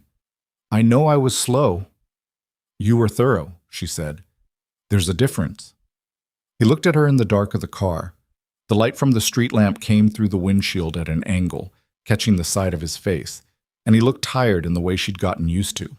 The carried weight tired, not the anxious kind. And he looked more open than she'd seen him, the careful arrangement of his face having relaxed in the way things relax after something has been said that needed saying. She leaned over and kissed him. It wasn't dramatic.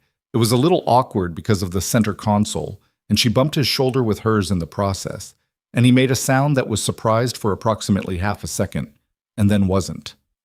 His hand came up to the side of her face with a kind of careful, deliberate attention that was entirely him, the man who paid attention to everything, paying attention to this. When she pulled back, she said, "I've been waiting to do that for about 4 months." "Well, that's information I could have used earlier," he said. "I told you could have pushed a little. I'm noting that for future reference." His hand was still against her jaw, and he was looking at her the way he sometimes looked at things he was deciding how much to trust. Not withholding, just careful, the habit of a man who had learned that the things worth having were worth being careful with. "Damien," she said. "Yeah." "I'm not going to disappear," she said. She wanted him to have that clearly, no uncertainty about it. "I know I've been on the edge of the room for months. I know I've been managing the distance, but I'm done doing that." He looked at her for a long moment. "Okay," he said. "Not I know or I believe you or any of the other things a person might say to smooth over the offering of a promise. Just okay, absorbing it, treating it the way he treated most real things, with the weight it deserved and nothing added on top." "Get some sleep," he said. "You too." "Sophie." He said her name in the low, specific way. "Thank you for staying in the room." She thought about what he'd asked of her earlier. "When it gets hard, I need you to stay in the room." She thought about standing in that ballroom with her hands cold and her heart going, and Ethan's voice carrying through the crowd, and Damien's beside hers, and the choice she'd made to stay put. "Thank you for making it worth staying in," she said. She got out of the car and walked to her building door. She didn't look back because she knew he was watching, and she didn't want to be the person who looked back. She wanted to be the person who walked toward the door knowing someone was watching, which was a different thing entirely. She climbed the stairs to her apartment. She unlocked the door. She stood in the kitchen in her good dress and her borrowed earrings, and Gerald was on the windowsill in the dark, and the apartment was small and the ceiling still had its water stain, and the stack of bills on the table had been partially addressed and partially not. It was her life. The actual one, not the performed version. She thought it might be enough. Her phone buzzed. Lily left this on the table before bed. "Said to give it to you tomorrow, but I thought you might want it tonight." A photo followed. Another drawing. Lily's style, crayon and conviction. It showed 2 people standing in what was recognizably a ballroom, one tall, one shorter, both with the crayon approximation of evening clothes. Between them, in large uneven letters, "Finally." Sophie stared at the spelling, texted back, "She means finally. I know what she means.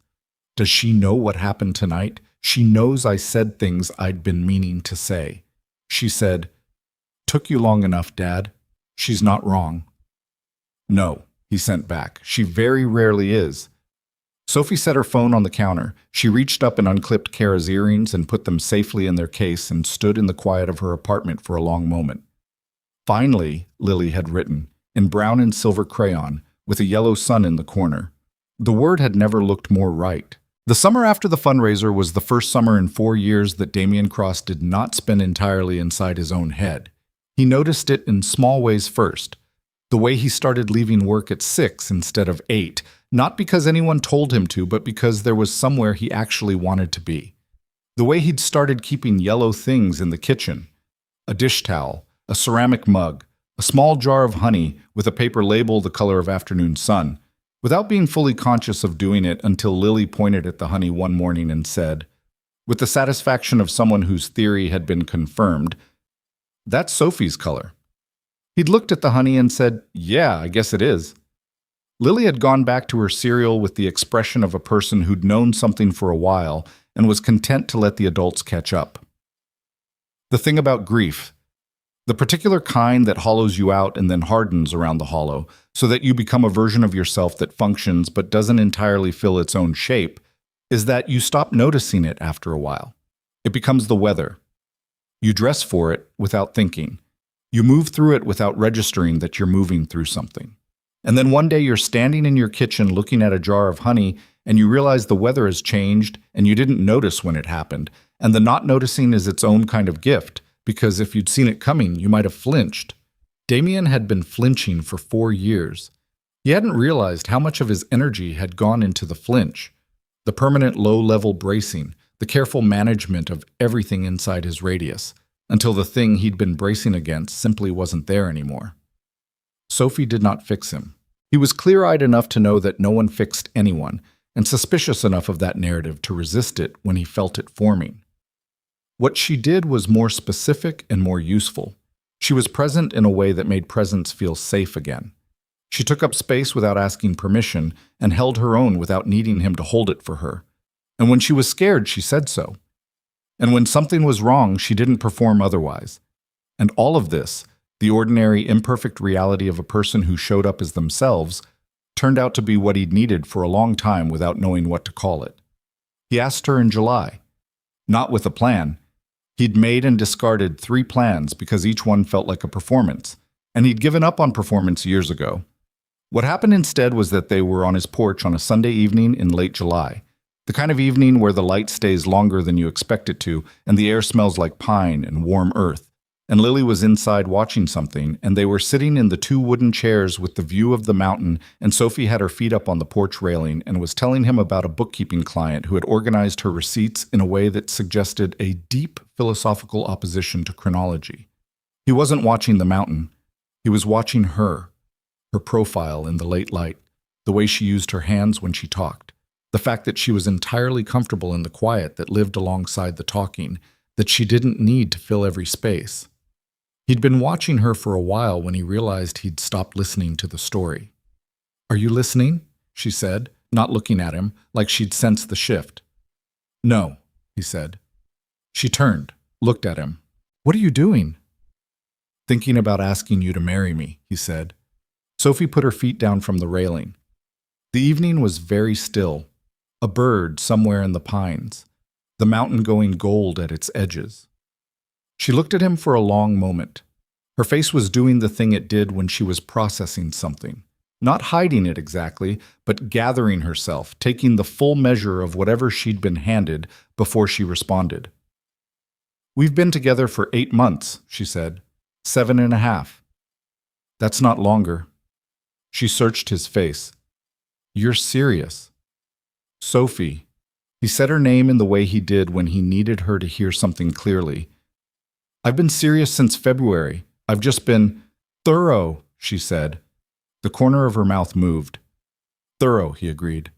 She looked at her hands, looked at the mountain, looked back at him. He watched her work through it, the fear and the want and the specific internal negotiation of a person who had spent years expecting floors to give way, learning in real time that the floor under this particular moment was solid. "You don't have a ring," she said. "No." "Why not?" "Because I didn't want the ring to be the question. I wanted you to say yes to me first, and then we could go find a ring together." He paused. "If you want a ring, you don't have to want a ring." Sophie stared at him. "Who told you that was the right way to do it?" "No one," he said. "It just seemed right." She made a sound that was very close to a laugh. Not quite. She pressed her fingers to her mouth for a moment. He waited, because waiting was the thing he'd learned to do well, and because this particular waiting felt different from all the previous waiting.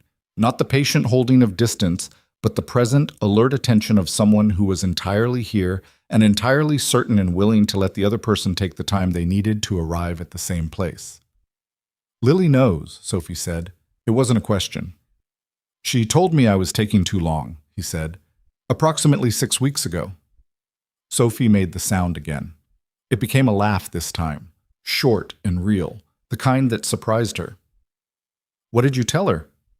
"I told her I was being thorough." "And?" She said thoroughness was important, but so was not being boring about it. Sophie looked at him across the 2 wooden chairs. The light was going softer, the mountain turning a particular shade of amber that had no exact name. "Yes," she said. Just the one word. Quietly, looking straight at him. He exhaled, a long, slow exhale that he hadn't known he'd been holding. "Yeah?" "Yes," she said again, with slightly more conviction, like she was making sure it reached him. He reached across the gap between the chairs and took her hand. She turned her hand and held his back, and they sat like that as the light finished its daily argument with the mountain and lost gracefully, the way it always did. And the bird in the pine said whatever it was saying to whoever it was saying it to, and from inside the house they could hear Lily's program and the sound of the refrigerator opening and a 6-year-old's footsteps crossing the kitchen floor. The screen door banged open. Lily appeared on the porch in her socks, holding a glass of apple juice, and looked at the two of them with the penetrating attention she gave everything. She looked at their hands. She looked at her father's face. She looked at Sophie. "Finally," she said, without the spelling error this time. "Go back inside," Damien said. "I just came to get juice." "You have juice?" "I wanted to see what was happening." "Lily." She went back inside with great dignity, pausing at the screen door to say over her shoulder, "I was right, by the way." The screen door banged shut. Sophie was laughing.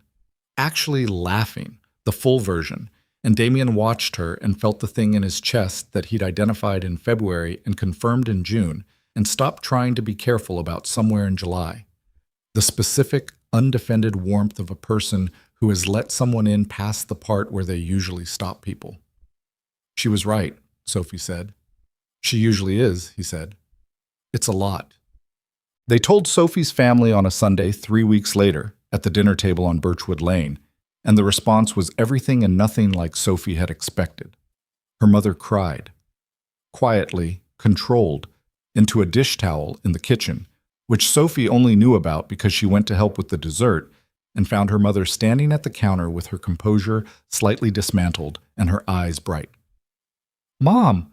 "I'm fine," her mother said briskly. "I'm absolutely fine. Hand me the serving fork." Sophie handed her the serving fork. "I'm proud of you," her mother said, still not looking at her. "I don't say it enough. I've spent a lot of time. I've been so focused on the shape of things, the way they look, the way they fit into what I imagined, that I forgot to just be proud of you for being you." She stopped, drew a breath. "You are a good person, Sophie.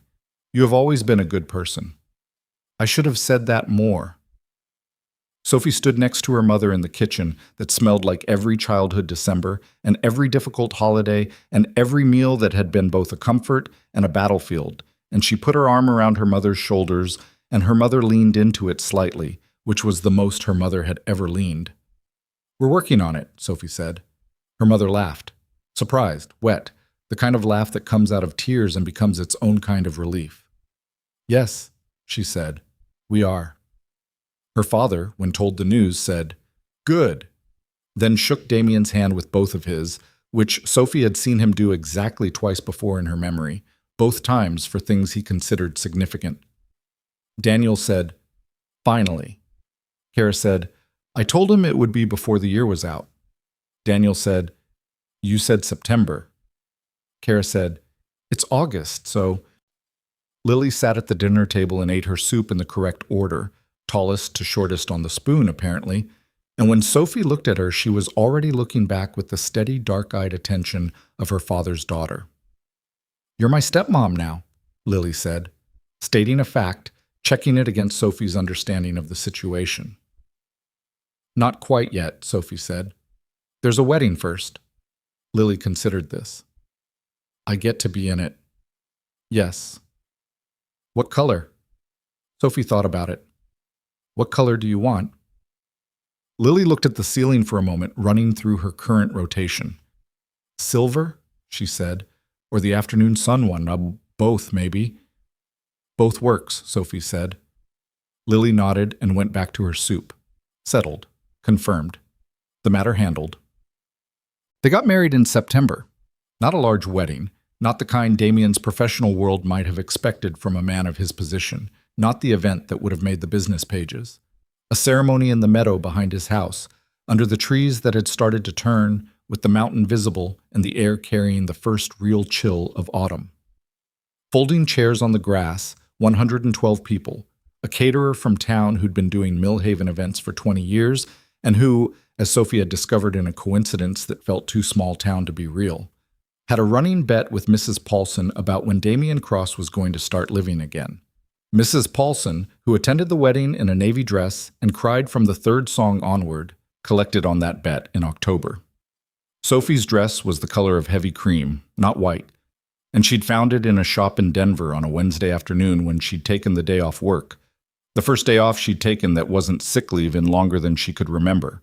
And she'd put it on in the dressing room and looked at herself in the mirror and thought, "This is the part where I cry," apparently. And then she had, briefly and without warning, into the silk lining of the dress's shoulder, and the shop owner had handed her a tissue and said, "Happens all the time," with the practical warmth of someone who had seen many versions of this same moment. She walked out through the back door of the house on Damien's arm because there was no traditional structure they wanted to perform. They'd built nothing the traditional way. Why start now? Her father was there to meet her at the edge of the meadow, and he put his hand over hers on Damien's arm and walked with them the last 20 feet to where the officiant was waiting.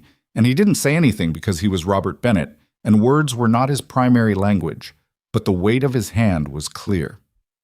Lily stood at the front in silver and afternoon sun yellow, both holding a basket of autumn flowers with the focused seriousness of someone who had been assigned an important job and intended to execute it correctly. She'd practiced the petal distribution twice that morning. She'd been specific about the spacing. When Sophie reached the front, Lily handed the basket to Daniel's wife, Kara, who was now the mother of a 6-week-old boy named after Robert Bennett, a fact that had made Sophie's father fall briefly silent and then busy himself with fixing something in the kitchen, and took Sophie's free hand in both of hers. "You look nice," Lily said quietly. "Thank you," Sophie said. "So do you." "I know." She squeezed Sophie's hand once and then let go and took her place beside them, which was where she'd decided she needed to be, and no one had argued with her about it. The vows were written by both of them, separately, and neither had shared them with the other beforehand. This had been Sophie's suggestion, "I want to be surprised," and Damien had agreed, though she suspected he'd found it harder than he let on, being a man who prepared for things. He went first. He held his paper for a moment, looked at it, then looked at her and put the paper in his jacket pocket and said it without reading. "I was a very careful man," he said. "I'd gotten good at it. Careful is what happens when you've had something break that you didn't know how to fix, and your solution is to not let anything else get close enough to break. I'm not describing this like it was a virtue. It wasn't." He paused. "You asked me a question in a diner on the worst night of your year, and I said yes. And I told myself at the time it was because I hadn't done something for someone else's sake in a while. That was part of it. But the other part, the part I didn't say out loud for a long time, was that you were sitting across a diner booth handling a bad situation without falling apart. And something in me recognized that. Recognized the specific skill of getting through things." He stopped. "I have spent 4 years being steady, being reliable, being the person who does not ask for things because asking means wanting, and wanting means there's something you can lose." He looked at her, and she could see in the bright September light the exact thing she'd been watching for in glimpses since December. Fully visible now, unguarded, the underneath the careful. "You taught me that asking is not a liability, that wanting something is not the same as being afraid to lose it, that a person can be steady and still need people. Those are not contradictions." He paused. "I will spend the rest of my life being someone worth choosing, not because you need me to be perfect. You've seen me when I'm not, and you stayed, but because you deserve someone who is still trying." He took a breath. "And I will never, in the time we have, stop trying." Sophie had been doing very well up to the last sentence. She stopped doing very well at the last sentence. She pressed her lips together and looked at the mountain for a moment and heard Lily beside her say very quietly, "It's okay to cry, Sophie. I have a tissue." She took the tissue. She didn't use it yet. She would need it in a moment. She unfolded her own paper. "I lied to my family for 2 years about having a husband," she said. "I'm starting there because I think it matters. Not because I'm proud of it. I'm not. But because that specific lie, born out of a specific shame, is what produced the night in the diner that produced the rest of this." She looked up briefly. "I was so tired of being the one who couldn't get it right.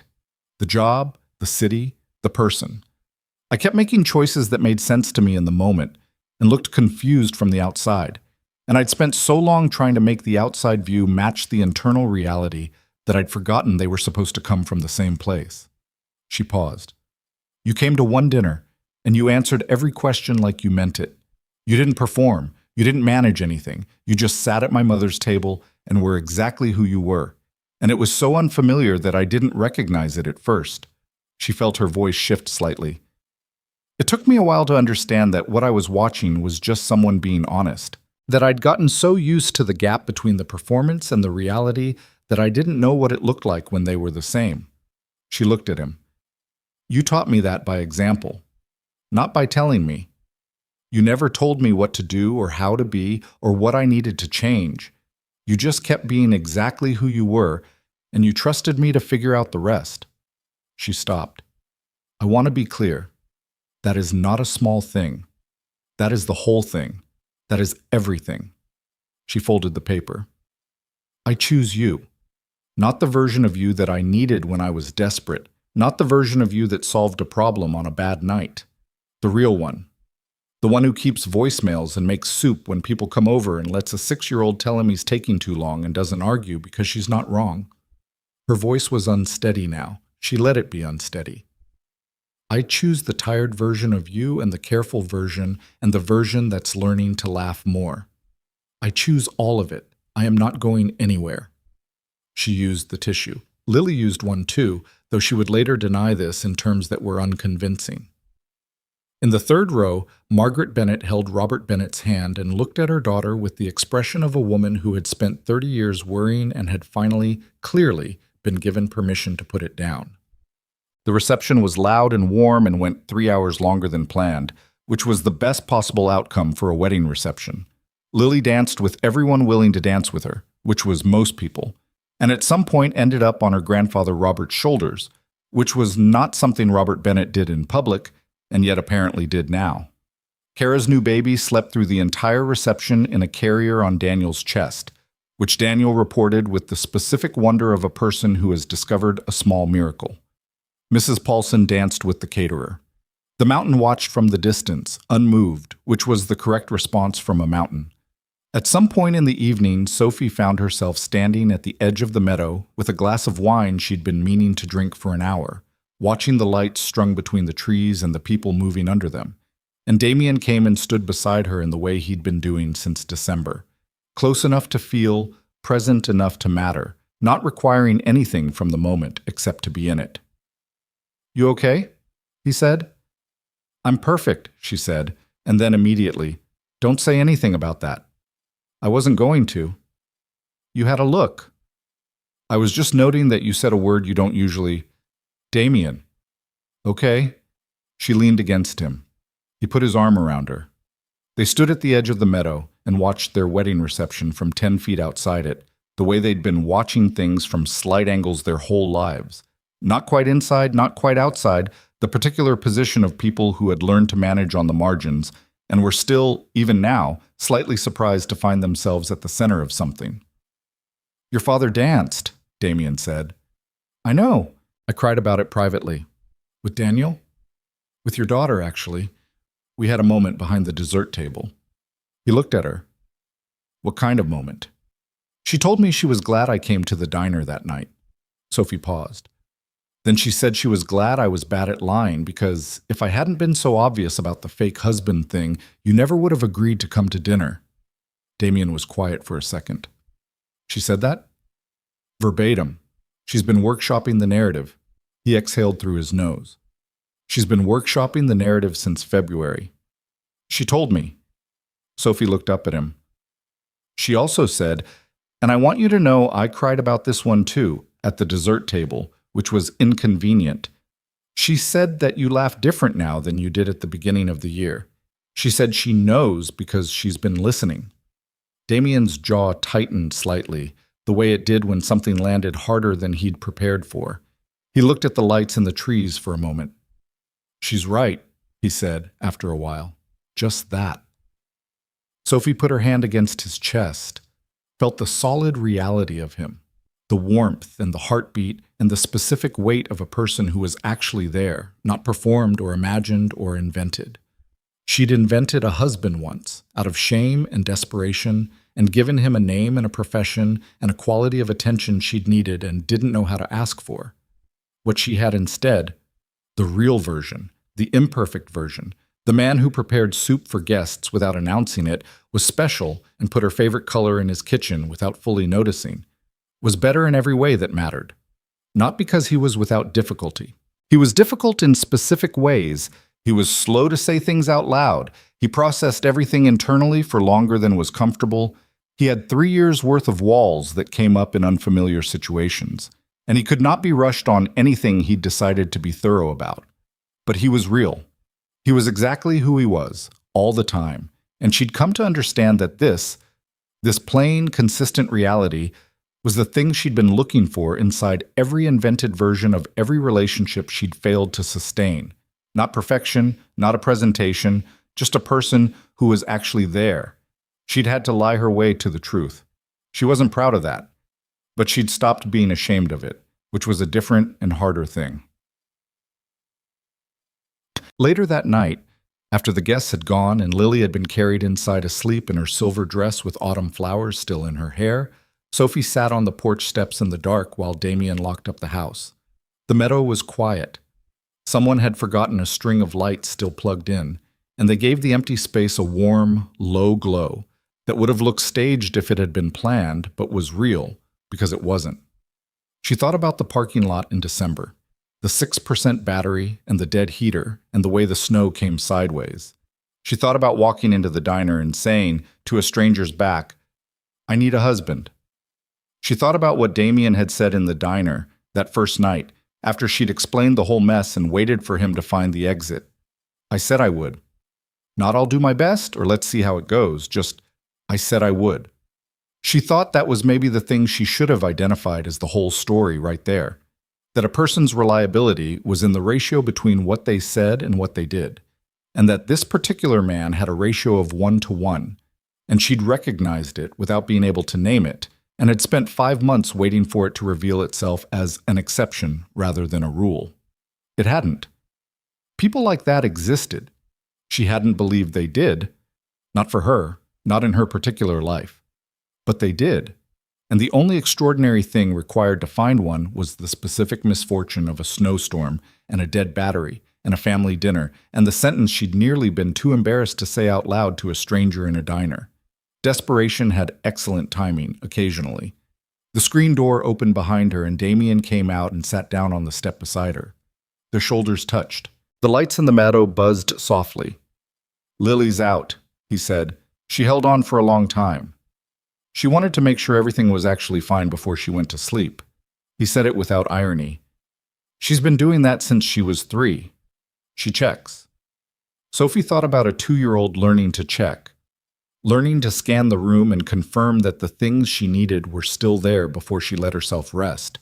The thing that had made her so perceptive, so watchful, so capable of noticing the difference in her father's laugh. It had come from somewhere. From the same place all coping came from, the need to feel safe enough to close your eyes. "She doesn't have to check anymore," Sophie said. "No," Damien said. "I know." Sophie looked at the forgotten lights. "I want her to know that," she said. "Not just because we told her, because she actually feels it." "She will," he said.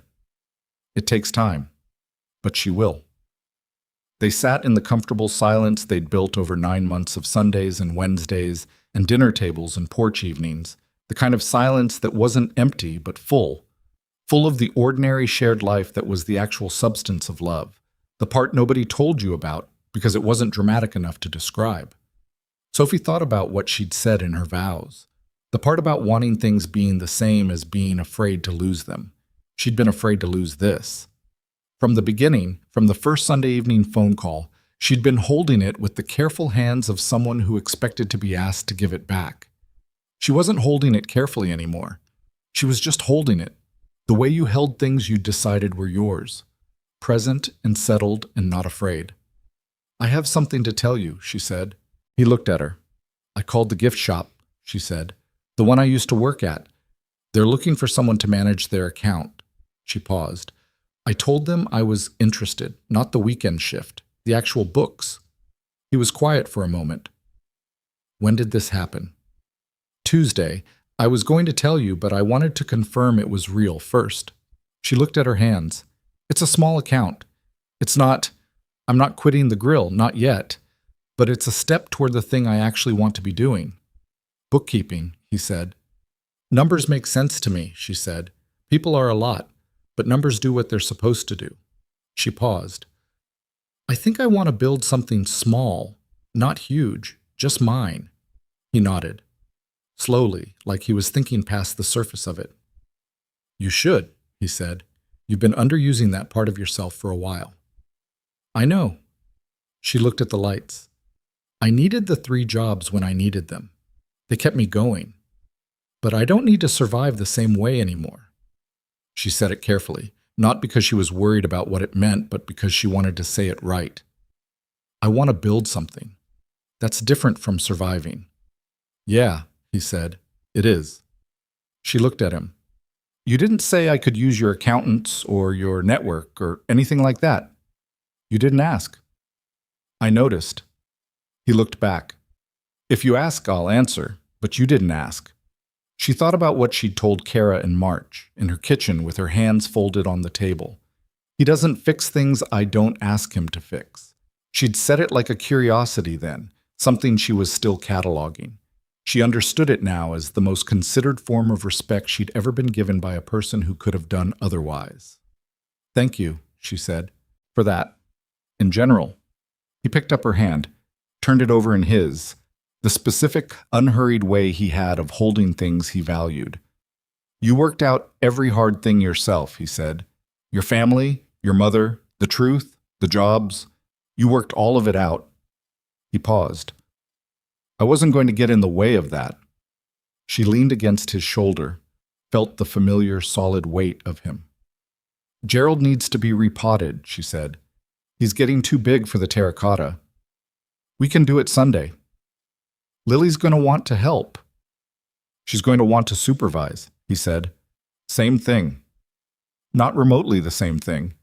They sat with the mountain in the distance and the lights in the meadow and the quiet house behind them and the sleeping 6-year-old in silver with flowers in her hair, and Sophie thought about what Lily had drawn in brown and silver crayon on an afternoon in December and taped to the moonhouse plans, the afternoon sun in the corner, the 2 figures in the ballroom, the large, uneven letters.